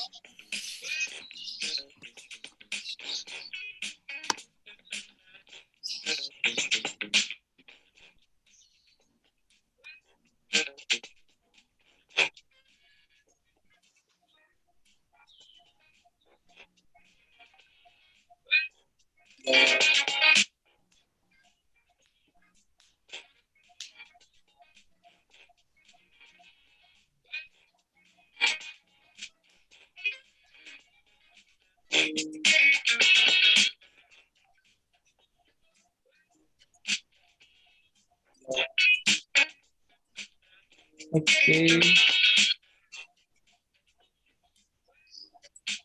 1 more minute.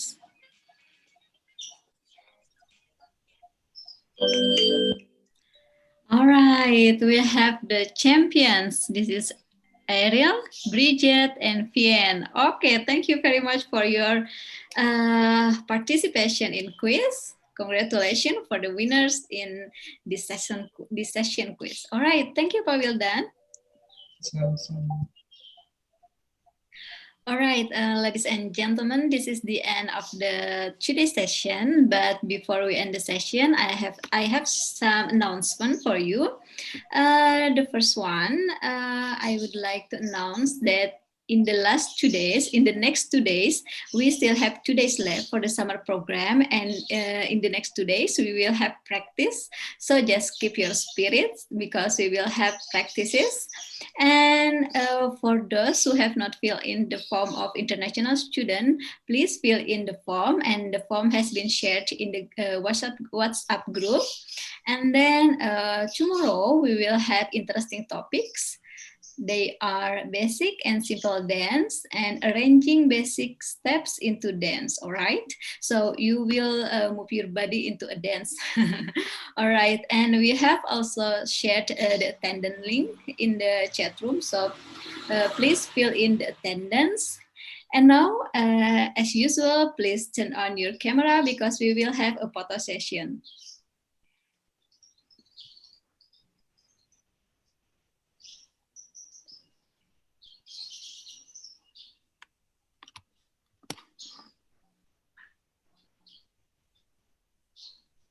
Okay, we have 3 pages.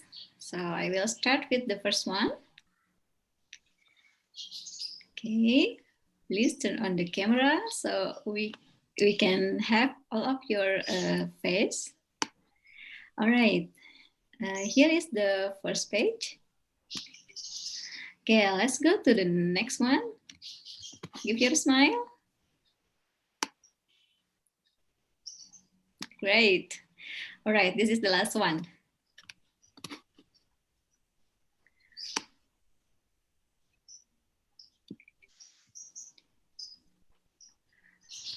All right, thank you everybody. I think this is the end of the session. On the behalf of the committee, I would like to deliver our gratitude for your participation and keep your spirit and see you again tomorrow. Bye-bye. Bye-bye. Bye-bye. Thank you. Thank you too. Thank you. Hai Sairu.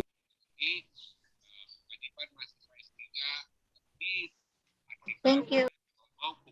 Thank you. Thank you. Okay, see you tomorrow, everyone.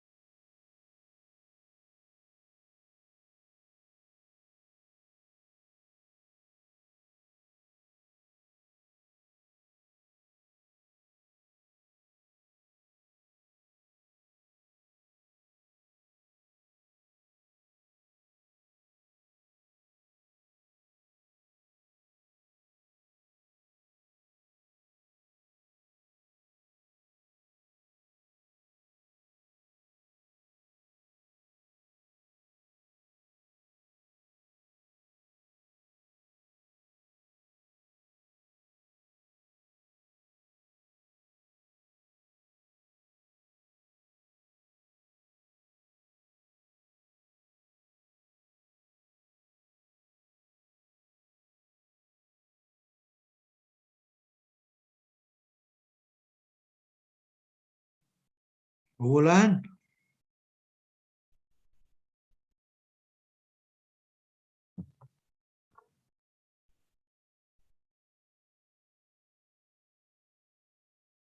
Halo Bulan. Bu Mesa.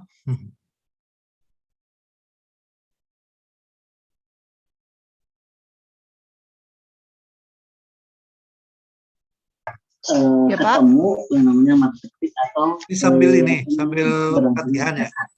Iya Pak. Nah apakah betul udah ini belum selesai nanti sampai jam 12. Contoh misalkan tadi ini Pak bikin program, aduh kayaknya butuh bantuan Bapak deh. Program apa? Ya maksudnya kayak main map gitulah. Hah? Kayak apa namanya itu? Namanya tuh untuk bikin program kayak Golden Circle. Jadi design thinking, jadi design thinking. Pakai aplikasi? Enggak, pakai spreadsheet. Apa sih isinya? Saya juga belum ngerti mau kemana. Iya, untuk manajemen aja sih kayaknya. Tapi bagus sih sebenarnya untuk programin ke depannya mau kayak gimana gitu. Program-programnya kan tadi ya memang apa program-program realnya mau seperti apa kayak gitu. Ini para peserta masih di sini mungkin karena menganggap sampai jam 12. Iya mungkin. Terus emang ini kali nggak tahu acaranya selesai. Ya mereka mungkin ada yang tinggal, ada yang kemudian yang tidur, bisa juga begitu memang. Ini ada yang tadi kameranya di itu. Nanti sebenarnya untuk ini bisa dipelajari bareng-bareng sih Pak. Ini pada prinsipnya mah udah dikasih gitu. Terus kayak spreadsheet dan lain-lain itu bisa diisi bareng-bareng sama semua anggota. Ada pertanyaannya di situ? Iya, kayak tugas gitu. Atau coba aja kirim dari sekarang. Boleh Pak, boleh saya kirim ke Bapak ya. Di mana serah ke mana? Iya Pak. Saya izin lift dulu ya Pak. Iya iya.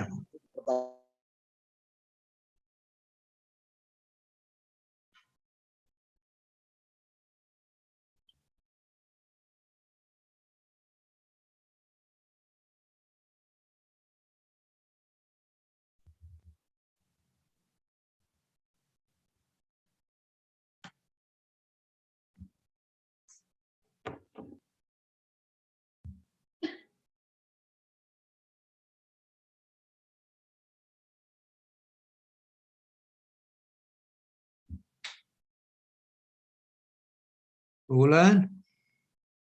Iya Pak, aduh maaf baru kembali barusan ada tamu. Sambil itu, Bulan sambil gabung ke pelatihan enggak? Oh enggak Pak, tadi enggak sempat. Oh ya enggak apa-apa. Udah daftar tapi udah mengisi itu. Mengisi form itu pendaftaran kemarin. Mengisi Pak. Mengisi tapi tidak hadir, ada kelupaan.